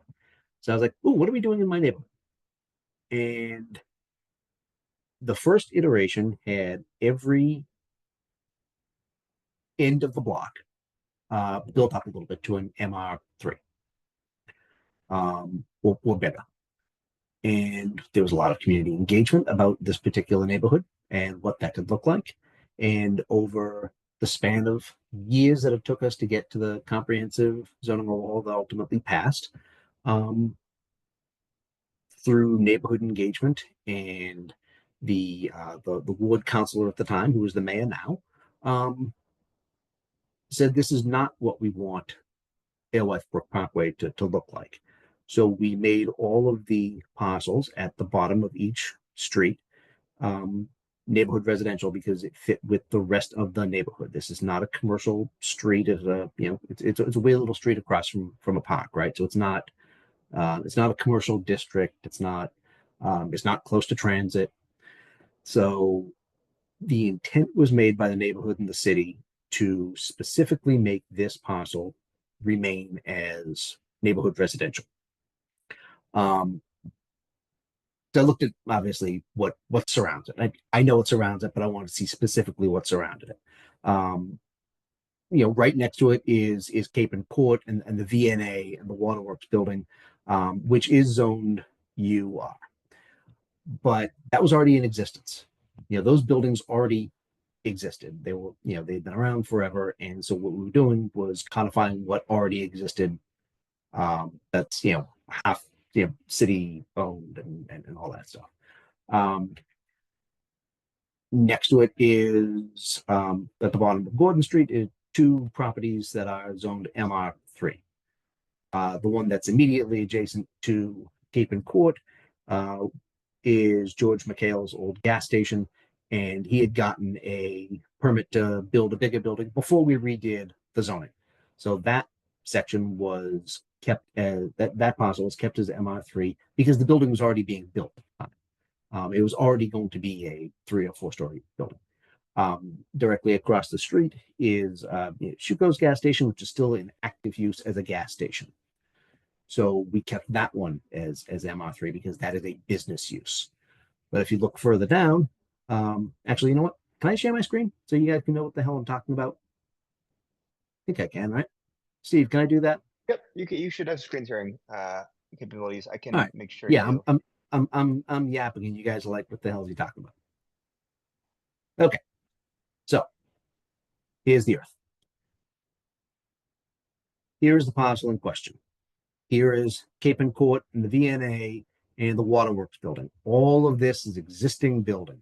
This is all built. There's a small building going in back here, but it's all same part of the senior housing complex. This is the gas station, the old gas station, Alewife Automotive, that is currently a building that was permitted before the zoning change went in. This is an existing gas station that is still in operation as a gas station. This Fab District is an existing U-Haul site and a couple of other buildings. This commercial business is the Whole Foods and the liquor store. All of this stuff already existed as commercial space or otherwise. What the zoning changes initially had were basically this parcel here, this parcel here, this parcel here, all being upzoned to MR3 to mirror these. The neighborhood over a number of years in the city intentionally changed all of these to be neighborhood residential.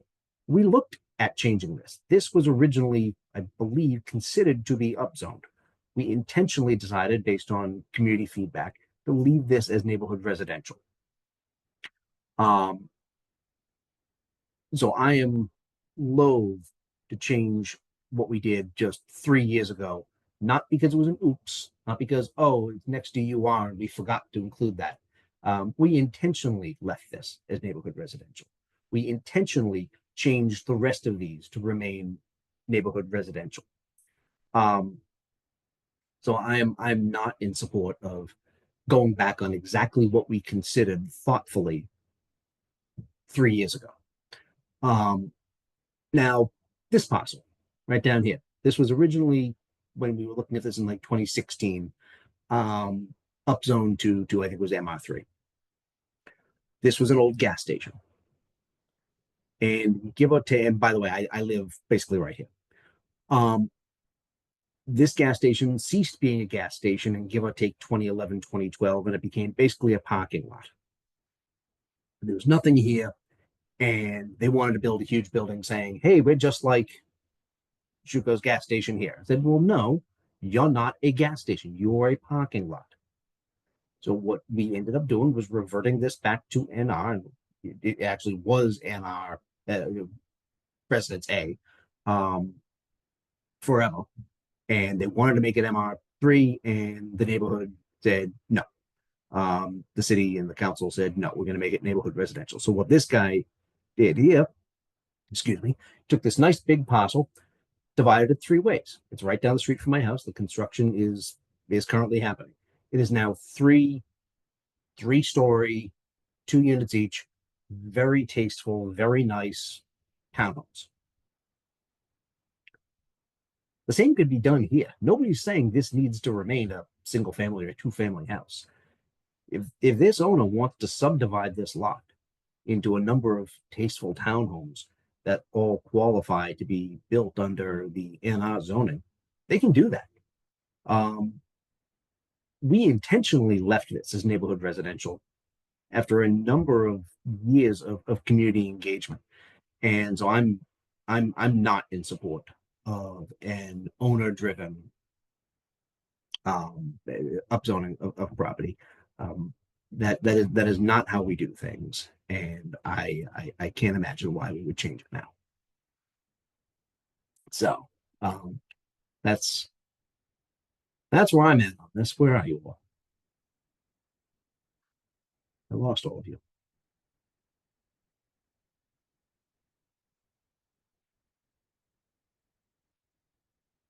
Are we still there? We're here. Okay. How can I not see you all? Stop share. There you go. So that's where I come on this one. I'm not in support of this particular zone. It does not fit what the neighborhood has wanted. It doesn't fit what we intentionally did in the zoning overhaul. And we don't generally look at an owner-driven zoning amendments in a positive light. So I'm not in support of making this change. Just like I would be if this was, anybody else in a similar situation in a different part of the city, like we have done numerous times. So, anybody want to add anything to the discussion? Yeah, Lynn.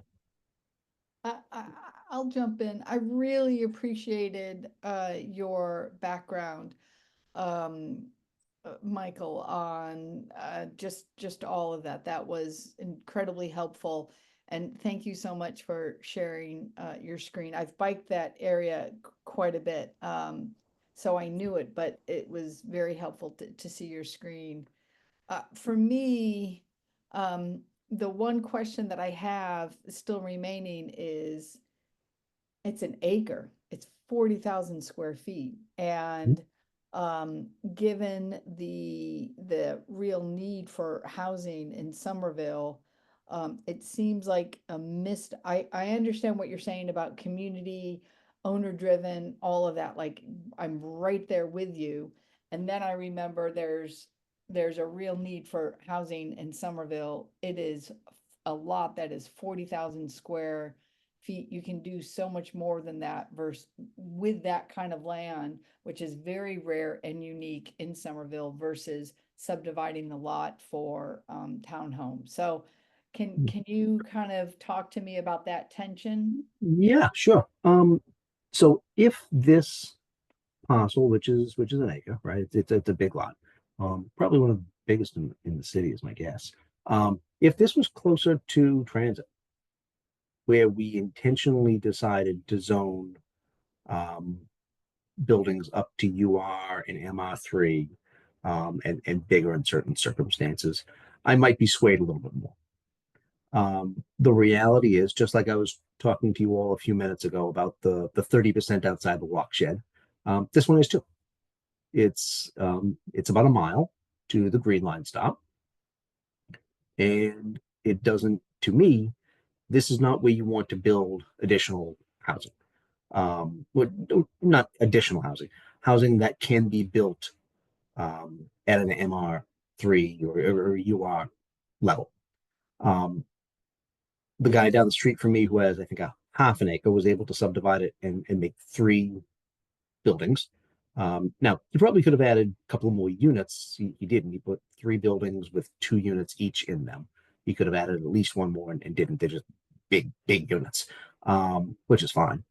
They look very nice. But if this particular owner wants to take his acre lot and divide it probably 5 ways, 6 ways, and put a triple decker in each one, Yeah, you've got 18 new units. You know, you don't need 60 units like they were proposing. Now, again, this is not the actual application for the building, um, but 18 new tasteful units in a way that respects where the neighborhood and the city was, I think is certainly nothing to shake a stick at.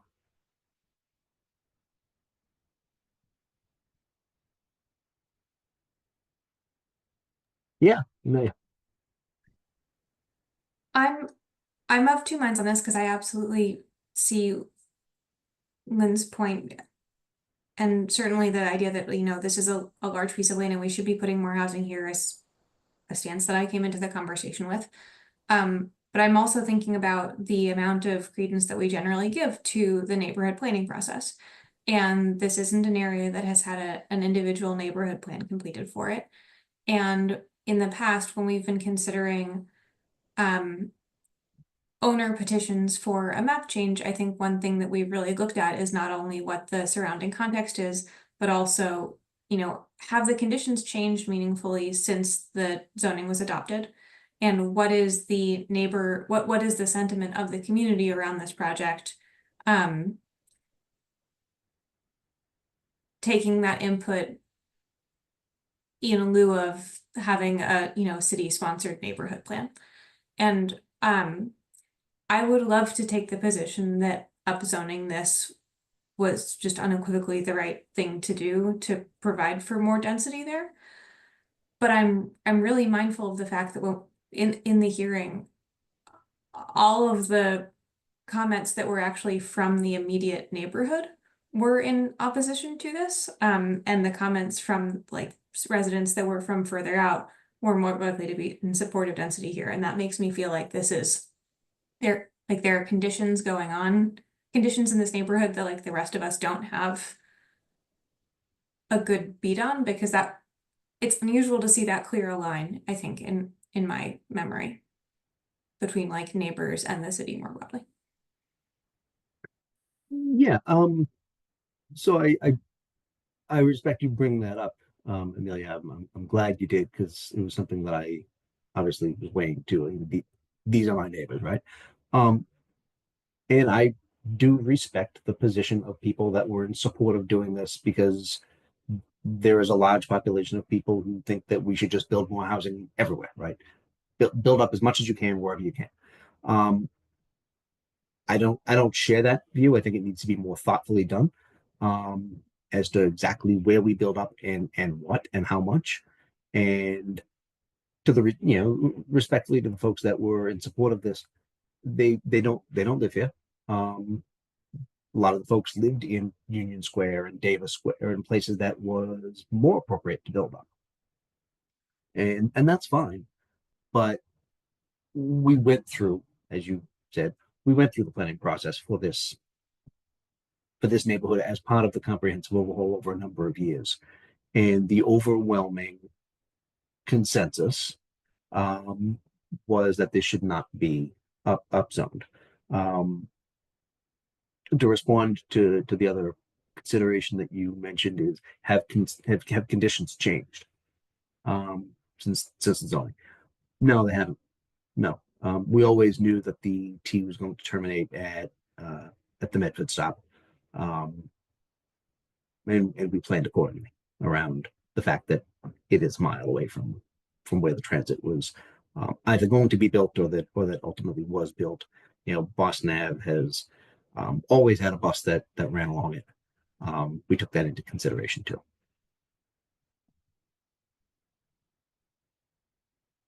If we ever got to the point where phase 2 of the Green Line extension became a reality, one, I'd be overwhelmed and overjoyed. But that's not something that's on the deck. Yeah, Michael. Thank you, Mr. Chair. I also would like to highlight that obviously I very much appreciate that we need more housing, right? That's we all consistently agree on that point. But I also, want to look back towards the public process of upzoning, right? Through those large scale summer vision reviews, through neighborhood reviews, things like that. And to Amelia's point, maybe we kick off or encourage the staff to consider kicking off a neighborhood process here over the next year or so. But as things are today, as Amelia also highlighted, like the next substitute for that is feedback from the neighbors in the neighborhood process, both by the facilitation of the applicant, but also through the public hearing process. And to Amelia's point, it was pretty negative. And so, for that reason, I am naturally a little bit hesitant to recommend a change that is developer led and is, almost unanimously opposed by the local neighborhood. And I again, would like to echo the comments that people made about the demand for housing is just paramount. But I think my response to that in this particular case is, we did kind of upzone the whole city recently, with the MBTA Communities Act, and that did impact this area. So we are making progress even in the areas that have been, slower to adopt the 15-story buildings. And I think, we need to respect the neighborhood and their perspectives as well through this process. So I guess to summarize, I generally am opposed to this change as well.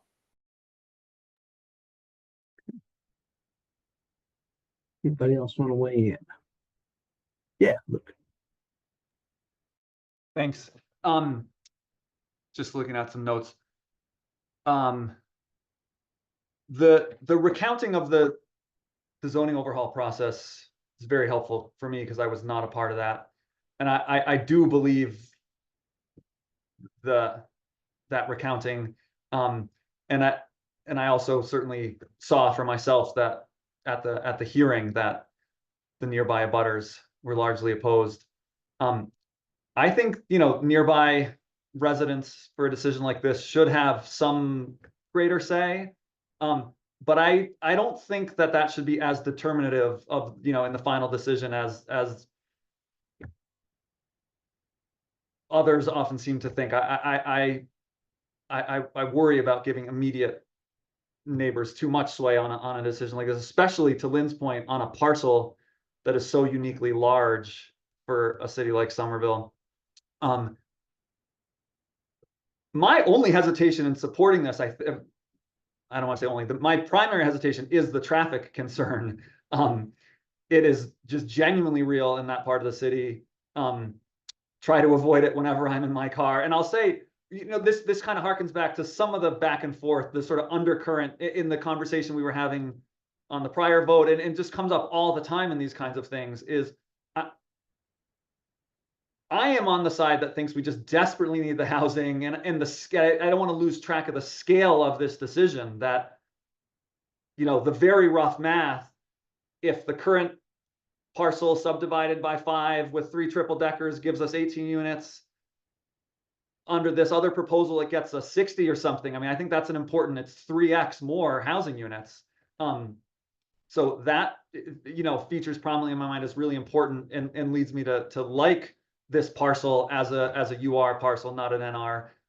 But there is a trade-off, and I just want to acknowledge, like, the traffic is horrible over there. Many of the people who would live in, if it were 60 units, would be having cars. The proposal we saw had, garage parking below ground. So if that's what came here, I don't know if that's good or bad. It wouldn't be on-street parking, but it would be cars. So they'd be clogging up the intersections there. I totally get it.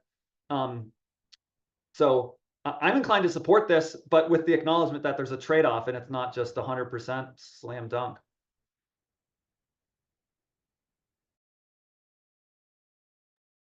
Yeah, John. Thank you, Mr. Chair, and echoing what many of my other fellow board members have said, it's challenging to weigh the trade-off between the need for additional housing as opposed to the local abutter / neighborhood opposition, along with the consideration, or along with the general perspective of not recommending owner-driven change to the map. I think that also weighs on my mind. I do have a clarifying question for you. If we are not as a board in support of this, we would still be providing a no recommendation instead of a negative recommendation. Is that the correct understanding, Mr. Chair? No, this board where it has been opposed to an owner-driven zoning change that we did not support, it would be a no recommendation. It would be a no, a Outright negative no. recommendation. Understood. Generally, when we've made a no recommendation, it's because there are concerns about things like legal questions. Is this spot zoning? Is the things like that? Which, by the way, we might be looking at this, and that might also be a consideration for this site as well. But no, as I recall, we have historically, when we were not in support of an owner-driven map amendment change, made a recommendation not to adopt. Understood. I think that clarifies matters. Also, the follow-up, since you did mention the spot zoning consideration, are there any specific concerns emanating from that? And I'm not sure if staff has considered this, or if this might be a question for staff, or Mr. Chair, you might want to address it. Either or, I would love to learn a little bit more about that as well. Generally, we don't, and I certainly don't weigh in on whether there's consideration here, and we have deferred to the law department to make a determination as to whether that's a consideration. My question, my comment was, we have used concerns about whether something is spot zoning to make a nil recommendation. I see. Because the planning board did not want to get into the business of making a recommendation based on a legal opinion that hadn't been adjudicated. I see. Thank you for clarifying that as well, Mr. Chair. So it's the concern related to a potential for spot zoning that's what drives it. Okay. So that's very helpful. Thank you very much. Yeah, Amelia. Thank you, Mr. Chair. Just to I expect that this wouldn't address your concerns, but when I think about what splitting the difference would look like, I imagine that a proposal for increased density with little to no parking in a way that would therefore be less likely to contribute to the ongoing traffic issues and safety issues would seem like a compromise worth making, to my mind, at least. But I'm struggling with the fact that that's not an option we have here. And I wish we did. And frankly, like, I would have loved for the outcome of a city-led process to be upzoning this to something more dense than a UR, with the language in the amendment that specified that there wasn't going to be parking here on the basis of the traffic concerns. But I can't think it, but so I'm, to Lynn and to Luke's points, I'm definitely there with you. I just don't see how we get there. And I think what we have in front of us, which is, a suburban style building that could be sort of dropped in anywhere, is sort of not worth the pain to the neighborhood on some level. I don't know. That's what I'm just thinking through. Yeah, Lynn. Amelia, if I may push back a little bit of dropped in anywhere. What I found particularly compelling was when Michael shared his screen and you saw, let me get the notes right, hold on, I have different screens up, but the UR, like there's UR.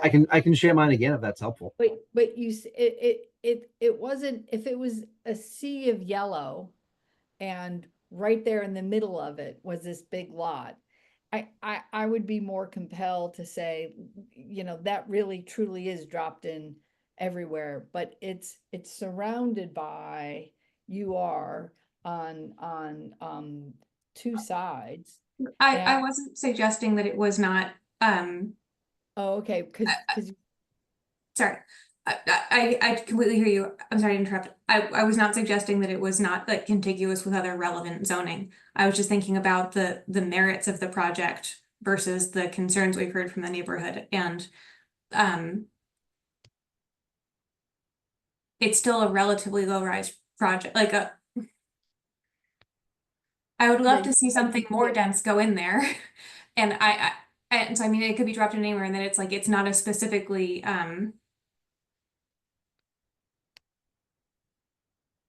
it doesn't strike me as a zoning that brings like an over amount of value to the parcel of that size. Like certainly UR is better than NR on some level, but like, why not go all in if you were going to? But it's my understanding, and you brought this up at the very beginning, that we're looking at just the zoning piece and as a kind of step one. And it's a big if, it goes forward, then there's step two of us, all right, well, now, how can the form and the density of the building, best meet the neighborhood? In terms of the very good questions that you raised around, are there a number of trade-offs? There's a lot that can be done. Somerville is, from my experience coming from the DC area, which has absolutely no parking, Somerville has a ton. Much more dense. Like I have a much different perspective than you all who have been living here for so long. But apartment developments like this, as a for example, would have a shuttle that would just run back and forth all the time to the T station. And so because there was no parking and nobody could, folks didn't have cars. So there's a lot of different ways of mitigating the traffic. A lot of different strategies that could be discussed, at a future date. But for me, the fact that it was kind of surrounded by orange, and it's an acre, and it's right on a parkway that could, in 20 years, be a beautiful boulevard. I lean towards saying yes to it, or supporting it. Interesting. So interesting on 2 points. So to go back a little bit historically, the reason it is surrounded by orange, is because that already existed. That wasn't intentionally designed to be, we shall make this urban residential and they shall create Cape Court, and the VNA. That's been around for decades. So all we did was codify what's already there. Same with the two MR3 parcels on the bottom of Gordon. So it wasn't a thoughtful idea of we shall make this urban residence. That's just what was already there. I'm laughing at your suggestion of having a shuttle going from this to the Green Line stop, because it would take, with the existing housing and traffic that is currently there, it would probably take longer to take this shuttle to the T stop than it would be to walk. So, like, I'm not joking. I made the abject horrible mistake of turning right at the bottom of my street the other day instead of left, and was faced with that. So yeah. Okay. Understood. Thank you. Yeah. Does anybody have any further discussion on this? Because the question before us is, should we, I agree with a lot of you in, is there a way to creatively think about maybe increasing some density here, and how can we do this? And that's all great. And then at some point I would love to be able to do that. That's not what we have before us. We have an owner driven map amendment saying, please make this your. So that's what's before us. And so with that in mind, for all the reasons that I spoke about a few minutes ago, my inclination is to vote not to adopt this map plan. If we want to do a comprehensive neighborhood plan, I would very much welcome it. We need it, but we're not there yet. So, yeah, Luke. Just one process point / question. Say, and I don't think this even is the consensus, but say there's a consensus, we actually like this, but hated the fact that it was owner driven. Am I right that it's and this kind of relates to the ongoing discussion we've had about wanting to be more proactive as a policy proposing board, at least. We as a board could propose a zoning amendment to change this, right? It wouldn't just have to, I'm just trying to think what the alternatives are in a case where we actually think something might be a good idea, but we don't like it as spot zoning or something. I mean, what? Yeah. So yeah, so the city has a, and Steve can definitely speak, more to this than I, being an employee of the city. The city has a methodology by which it looks at areas and neighborhoods and squares, and has a city-driven process to do that. If we were to look at this, it would basically be to ask the city to start the process of a neighborhood plan for, the hillside neighborhood. Instead of us in our infinite wisdom thinking this could be a good idea, let's talk about it. But which is great, but I think the better way of doing it is to have a true, neighborhood engagement about what do we want this neighborhood to look like, and not just why don't we change this one to UR? Why don't we change these to MR3? That might make sense because we might all think that, but what I truly want out of this area, as well as all areas, is a real neighborhood plan with, substantial civic engagement, with workshops and multiple meetings instead of just, us making a presentation, having a public hearing on it, taking some written testimony, and then acting within 2 weeks. That's my concern with that.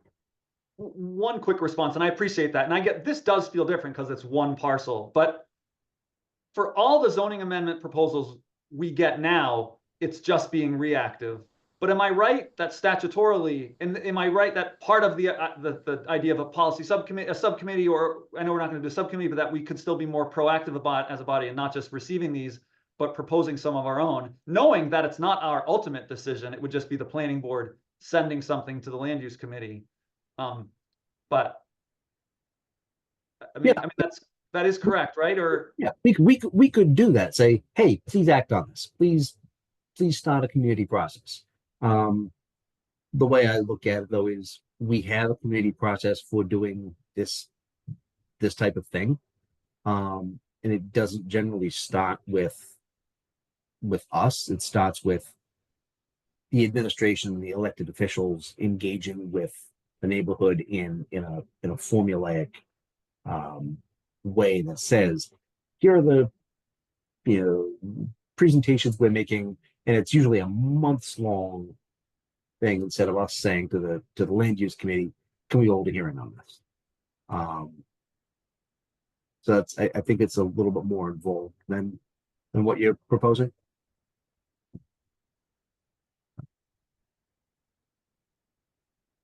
Yeah, Amelia. Mr. Chair, I do think that we have the ability as a board to recommend text changes and amendments that go through the same process to the committee. We've done that. And I don't know if a proposed map change would be handled differently. I can imagine that it would.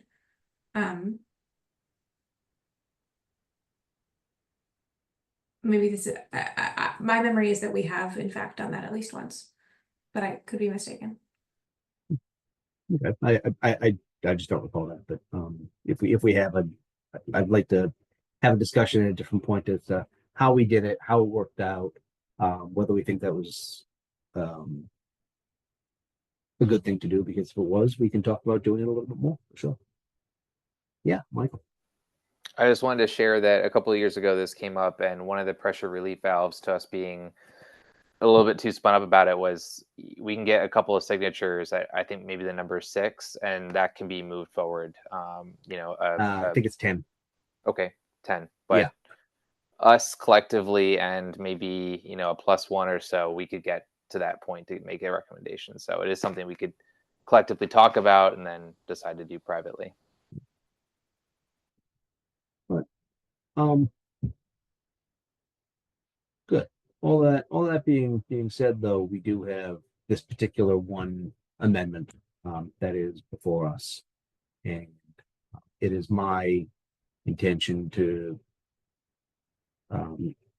concordant with our usual practice when it comes to things like this, is to vote to not adopt this amendment. We can also have, I would support, commentary and color to our negative recommendation to encourage the city to engage in a thoughtful neighborhood plan of this area. Yeah, John. Thank you, Mr. Chair. I would definitely be supportive of that. I think the commentary aspect of it is key.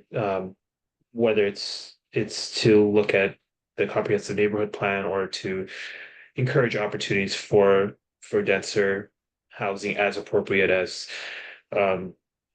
warranted. However, I do understand and recognize the practice of this board, and I will be supportive of it. Anybody else? Yeah, no. I would be more supportive of a recommendation of no recommendation in this instance, because I would expect that a no recommendation might result in a split vote, so it just depends. I'm sorry, I'm not sure. I understand that we want to move away perhaps from making a recommendation of no recommendation. Yeah, I mean, we have definitely voted not to recommend things like this in the past, and that at least is the intended motion that I will make. And if it is a split, and I also intend to include in my motion to not recommend this, a plea to the city to look at making a comprehensive neighborhood plan of usually this intersection, because the rest of Route 16 it's all residential. Anyway, it's all two-family homes as they currently exist across from Park. But that would be my motion. So if people want to not support that is certainly up to you. Well, does anybody else have any further discussion that they'd like to raise? Yeah, Lynn. Quick question. What's a no recommendation? I'm sorry. So a no recommendation, a negative recommendation is what I'm suggesting is a do not adopt, but we also have made recommendations of so when I say no recommendation, what we really mean is a neutral recommendation, neither in support or in opposition for any number of reasons. The usual one is if we might think it's a good idea or might think it's a bad idea, but there's a question about like I was raising earlier, the issue of this might be spot zoning. We might think this is a great idea, but it might be spot zoning, so we don't want to make a yes recommendation. Not this particular site, but there have been others where the law department has raised the concern that it might be an issue, or things of that nature where we make a neutral recommendation for concern out of making a yes recommendation or a no recommendation could put us in a little bit of hot water. So my intention is to make a recommendation to not adopt this proposed amendment, and within that motion to include a suggestion that the city move forward with the neighborhood planning process for this area, so that we can look at better ways of potentially using some of these parcels to see if the neighborhood in the city has looked at this differently in the last 2.5 years, or not. So that is my motion. It is seconded by Amelia, but she can vote as she wants. Which is how we do it. I've certainly moved to do things that I later voted no on. It's just a procedural thing. So that is my motion, seconded by Amelia. Steve, can I have a roll call, please? Lynn Richards, Nay. Jahan Habib, Aye. Michael McNeely, Aye. Luke Schuster, No. Amelia Aba, I, and Michael Capilano. Aye. We do have a split vote, which is perfectly fine.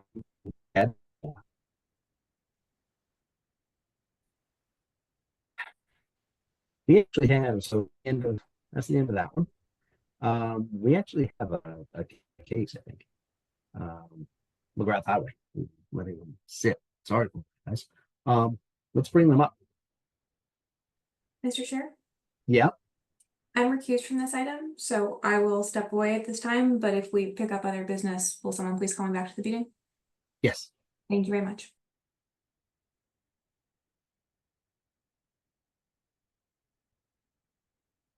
Okay, Amelia's gone. Let's talk about her. This is Steve Carey and good. PPZ. Sorry to interrupt, Mr. Chair. If a member of the applicant's team is here, I see Thomas Miller with his hand raised. I'm going to promote you to panelist, as well as David Kadish and Ken McClure.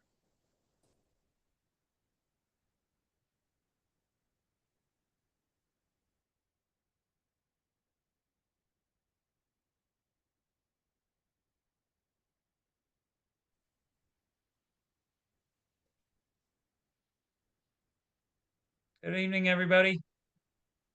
Hello. How you doing? Dave, you're on. Yep. Tom, you're on with us. So what how do you want me to start this off? Dave, why don't you pull up the presentation?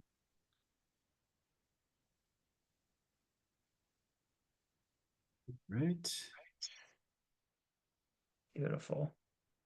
And then I don't know if you guys would like us to go back through the presentation or No, I don't think we needed. We weren't looking for anything substantive. We were waiting for some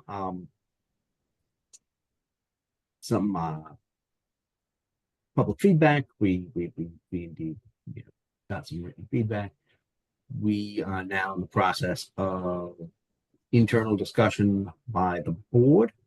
So I'm wondering if any of my colleagues have any discussion that they would like to raise based on what's been presented, the testimony that we've received.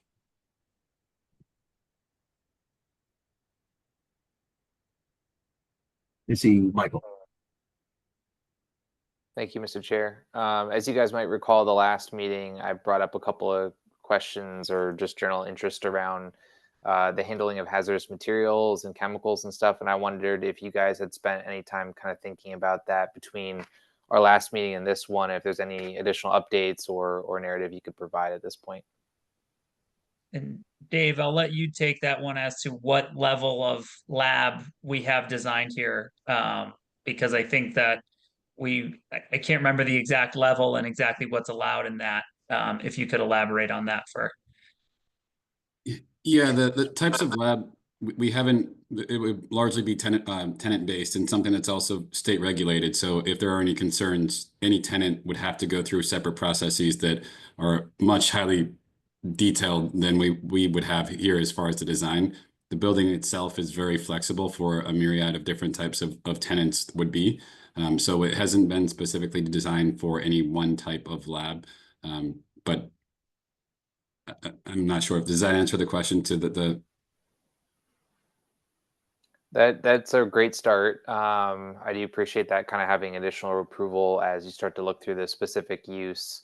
Can you just kind of help me better understand what that process looks like? And so I really understand that there are guardrails protecting folks. You know, I want to make sure that, like I said earlier, that we don't run into a situation where, you know, the area floods and then chemicals kind of get out, things like that. And as long as there is another review process that can kind of add checks and balances on that, then I'm a lot more relieved as the review process here. But if you could just tell me about how that process works, that would be helpful.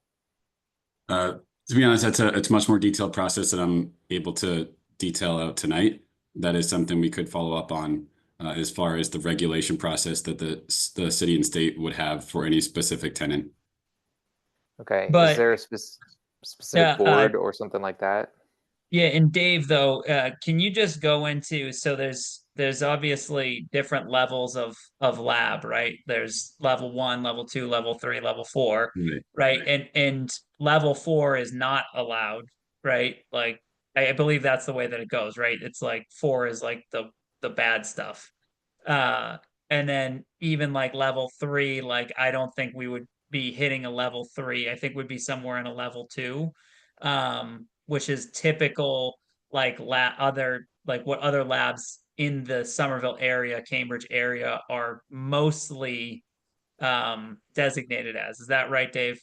Yes, levels 1 and 2 are really your academic labs, and then your bench chemistry type labs that you would see in most any of the lab buildings throughout the city and greater Boston area. Right.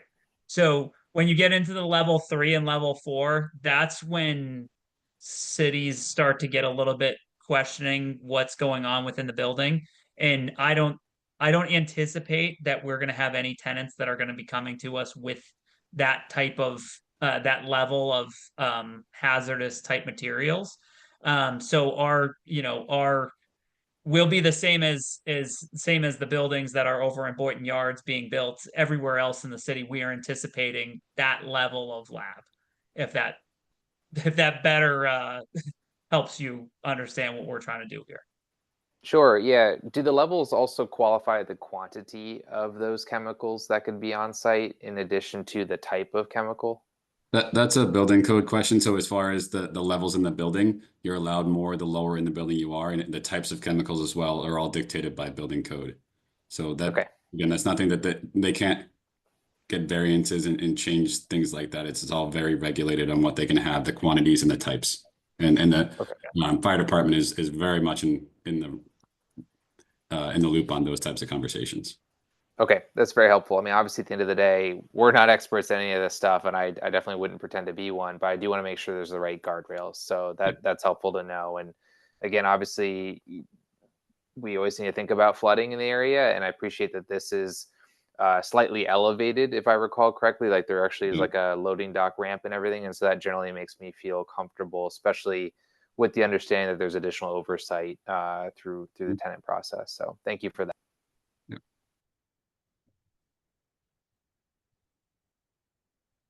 Anybody else? Yeah, Lynn. This may be entirely out of your control, but I'm going to ask it anyway. So you've got a new 9-story building here that's going to be right next to another brand new 9-story building. And so I'm imagining that a lot of people are going to be working now in this area. And then there's a retail center across the street, right? So the last thing we want to see is having everybody go down into their cars and drive off or drive across the street. So I'm wondering, in the design of the building, did you or can you focus at all about kind of increased pedestrian access crossing McGrath, or coordinating with the city on that? I mean, you must have looked into that at all, but I hazardous material, great questions. I'm concerned about how the flow of people going in and out throughout the day, and leveraging existing kind of retail in that area, and how that might work. Yeah. And again, it might be entirely out of the scope of this building, but I thought I'd ask. And Lynn, Dave, I don't think Ian McKinnon's on with us tonight. He's as an attendee. I Oh, okay. apologize. This is Steve Carey, PPZ, through the chair to the applicant. I will now promote Ian to panelist as well. Okay. I missed that initially. So I'll do a little introduction while Ian comes and joins. But as I talked about last week or 2 weeks ago, this is a very interesting location for a project. It lies not only on the line of Cambridge and Somerville, but it also lies on the demarcation between District 4 and District 6 in Mass DOT, which those are some very significant like lines. So we've had meetings that have included up to 30 people from Brad Ross and City of Somerville, and a number of people from City of Cambridge, just talking about the mobility and the access in this specific area. And there is a 3-phase development plan for McGrath Highway in this specific area that I think Ian McKinnon can just speak a little bit better about the exact connections. But there has been a lot of thought put into that exact thought. So I'll let Ian take it from here. Thanks, Ken. Good evening, Chair and committee members. Ian McKinnon from Howard Stein Hudson, transportation consultant on the project. As Ken alluded to, there was a lot of discussion on how to, increase the mobility of this site. Obviously, it's a dense urban environment. We happen to be, right against, the new Green Line extension and the community path. How do we get people in and out of here effectively and efficiently? And your comments, I think it was Commissioner Lynn, were something we considered very closely. How do we get people across the street? Because this was very much a historically viewed as a highway. It's in its name, but it's very much changing over. And so, breaking down the scale of these blocks, knitting together both sides of the street was something that was a priority of this task force that Ken referred to. And so there was actually a plan to put in, and plan is to put in additional crossings here. Right now, there's really only one crossing just to our east. And the plan is after all these projects and all the developments that's been coordinated, that there'd be over 4 crosswalks and a ton of a bike and pedestrian amenities and transit amenities as well, so that people do not have to drive across the street to grab lunch if they work in this building here. Thank you.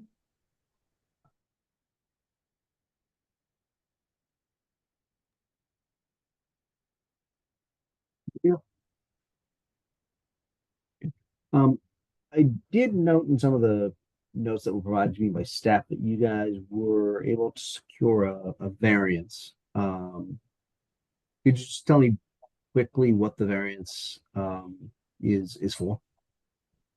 Yeah, I can hop in there. Good evening, Mr. Chair, members of the board, Tom Miller. I'm the resident attorney nobody loves having around.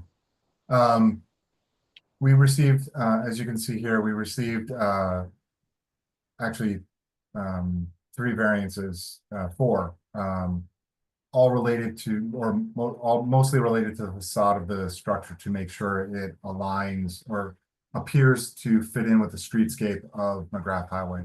The unique shape of the lot, it is, if you may remember, is like comes to a point at McGrath at the I won't go directional, but if you're facing at the left side of the building, which came out of a Mass DOT taking many years ago. Because of that, and in order to create a building that fit with the streetscape, we got relief from the requirement that the facade be parallel to the front lot line, as well as its setback, minimum and maximum setbacks to further, allow that design. And we also, because of the facade design and the way in which it's structured, we received relief from the minimum curb setback. And because of the way in which this lot is locked between these different structures along locked in on 3 sides, railway in the rear, 51 and 15 McGrath on either side, we had to put our passenger car entrance along the front of the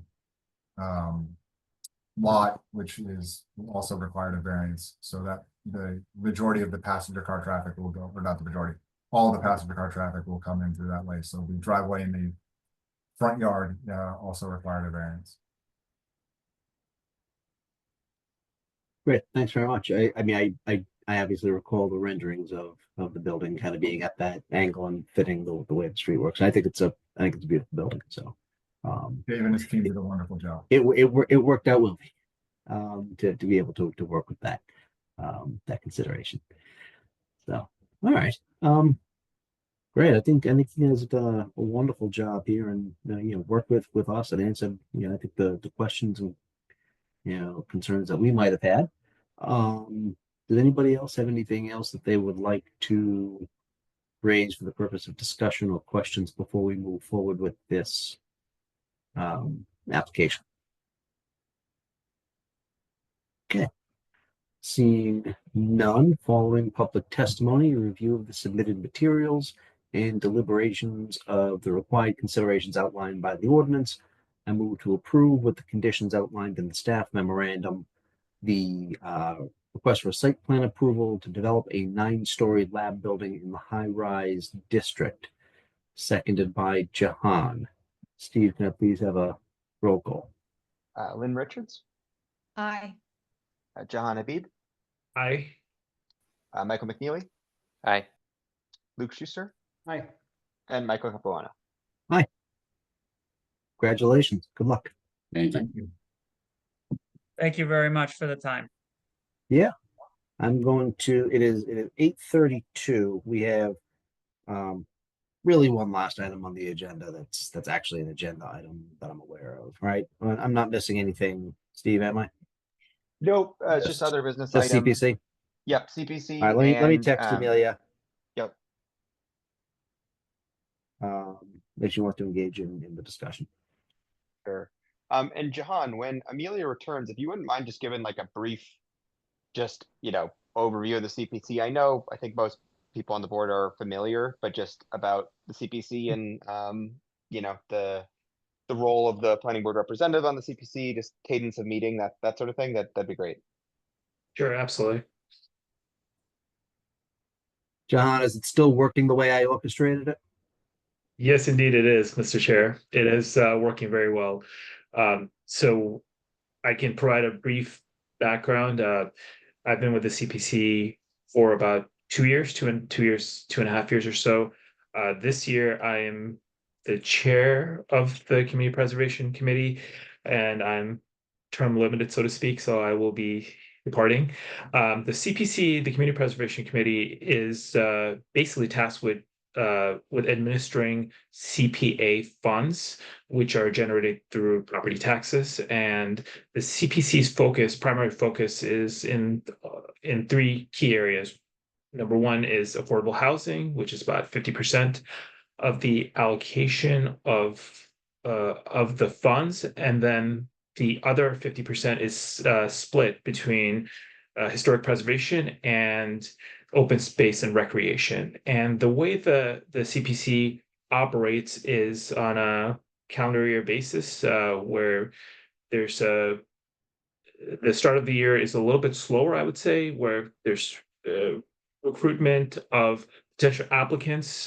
These are not for profits as well as city agencies who have projects that fit in one of these 3 key areas that I mentioned. So there's a recruitment process, and then as we move towards the later part of the year, around this time, we are actually reviewing and deliberating on applicants and their request for funding. And usually the goal has been to provide awards in December or January timeframe. Of course, the city council has to review and approve the actual execution of the awards. However, overall, it's been an enriching process. One of the key areas that we have considered, and Mr. Chair, I recognize that this may be a continuation of what you had started, was the public outreach or the applicant outreach as well as the public outreach. That is a key area that I would just like to impart the planning board member who will be representing the board on the Community Preservation Committee. In terms of time commitment, it varies, of course. I would say on a monthly basis, there's a meeting on Wednesdays. Usually, it's once a month, unless there's a need for an ad hoc meeting the second time in the month. The time commitment for me has varied. As I was saying earlier, the start of the year, it's been maybe 5 to 10 hours per month. But as we move towards the applications and reviewing the applicants and getting a better understanding of what their needs are, then I would say it's about 10 to 20 hours during those specific months. I would say it's been an enriching endeavor. Certainly a lot of opportunities to not only be part of the committee, but also engage with the community. I've attended ribbon cuttings. I went to Somerville's Monster Mash for a tabling event. It's been definitely a positive experience for me, and I highly recommend whoever is going to be the planning board member to engage with the committee in a similar manner. Thank you, Mr. Chair, and thank you, Stephen. Amelia, you also served on the CPC for a period of time, didn't you? I did. I never chaired it as Jahan did, so you both have me beat in that respect. But no, I mean it's a very gratifying experience, and it's I came into it with a lot more exposure to sort of open space type projects and less exposure to affordable housing and historical preservation projects. And so it's an interesting way to sort of round out one's view of the type of initiatives that city funds are being put to work on. If you, like me, maybe were coming in with more knowledge in one area than another. Yeah. And I will say that when the city passed the Community Preservation Act in 2012 and the committee was assembled in 2013, I was the first planning board representative from 2013 to, I want to say I served until about 2018. And I was the chairman for the first 3 or 4 years, whatever it was. So a lot of the framework of how the CPC operates as a logistical basis was something that we created in the first couple of years, and it was, for me, my experience was a lot more logistically. What the hell are we doing here? How do we make this work?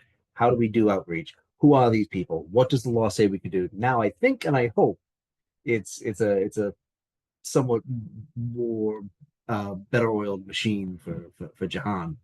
And yeah, you get some interesting applications.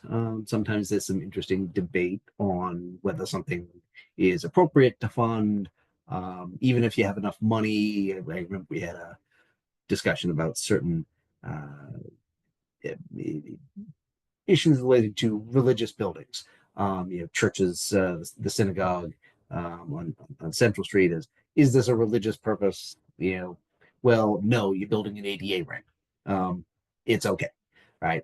But you get to have those kind of discussions. Is one project more meritorious than another if you're dealing with a limited amount of funds? Does one applicant have access to a different funding source outside of CPC funds that they can take advantage of and are not? Without naming names. Actually, that's not true. We made it a note of public record, you and Amelia, you and I, back when we were in person in Somerville High School, the auditorium. I ended up yelling at one particular master developer on seeking relief, and I said, you know what? You're trying to get CPC money for this, so don't tell me you can't do this. So there's a lot of interaction between what we do and what we see at the CPC. So I would make the strong pitch to the three of you to get engaged. It's a great organization.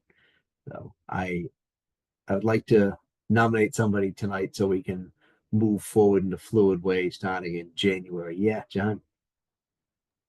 Sorry, Mr. Chair. I also neglected to mention that recently some of the voters passed ballot question number 6, which increased the CPA funding from 1.5% to 3%, which will take into effect and will take effect as of FY26. But in sum, what that means is more funding is going to be available. So there's a lot more dollars that can be deployed towards the 3 areas that I mentioned, and also I want to stress the applicant outreach, public outreach is really critical with that in mind. So thank you, Mr. Chair. I neglected to mention that.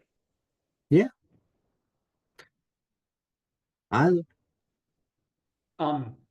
Sounds like really neat work, and it's cool hearing how three of us, I hadn't appreciated that Amelia and Michael had also served. That's cool. Just to cut to the chase, I would genuinely love to do it, but I just can't even be considered because I am overcommitted. Just joined our PTA at the Winter Hill Community School as co-vice president, and we've got a lot going on at that school in the temporary building. And I was going to say, is the school open yet? no, we're at the Edgerly, you know, that's a joke, right? Or yeah. No, I mean, as a Winter Hill kid myself, I'm very irritated. Yeah. So anyhow, I need to commit to doing that well. So unfortunately, I can't step up and offer this time around. So who of you shall be the designate?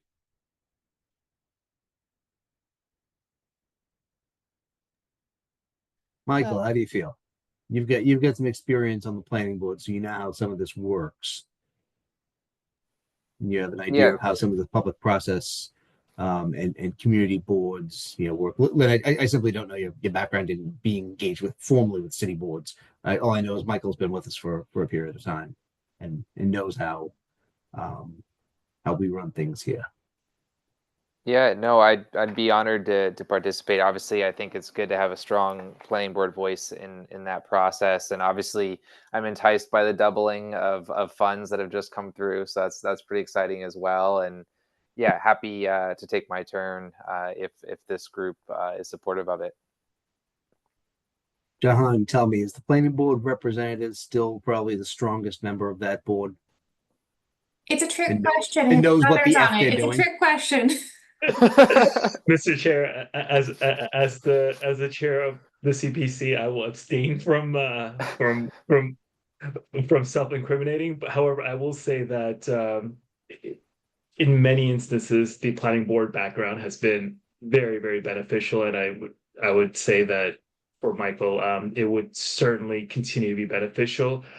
Two items that I just wanted to mention, and I hope I can mention them. We are planning on an in-person social event in early December, and I will ask the staff person, Roberta, to include you in because there is a desire for the CPC members to meet the incoming planning board representative. So I would highly, if schedules permit, ask you to attend. And the second item I wanted to mention was that I would also be available as permitted to work with you on the transition or anything that I can assist again with working with Roberta. So I could offer up that information or assistance as well. But Mr. Chair, I'm going to abstain from saying further.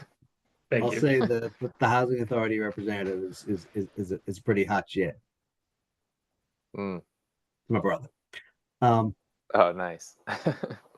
So yeah, with that in mind, I'm gonna formally move to nominate Michael to be the planning board's representative on the CPC for the upcoming term. Seconded by Amelia. Steve, can you please call the roll? On the motion, Lynn Richards, Aye.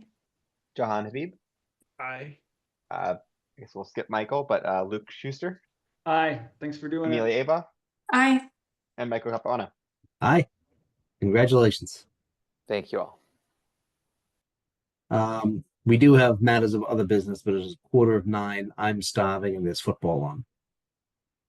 So with no further actual business before the board that needs immediate taking up, chair moves to adjourn, seconded by Amelia. Steve, please call the roll. Lynn Richards, Aye. Jahan Habib, Aye. Michael McNeely, Aye. Luke Schuster, Aye. Amelia Ava, Aye. and Michael Capuano. Aye.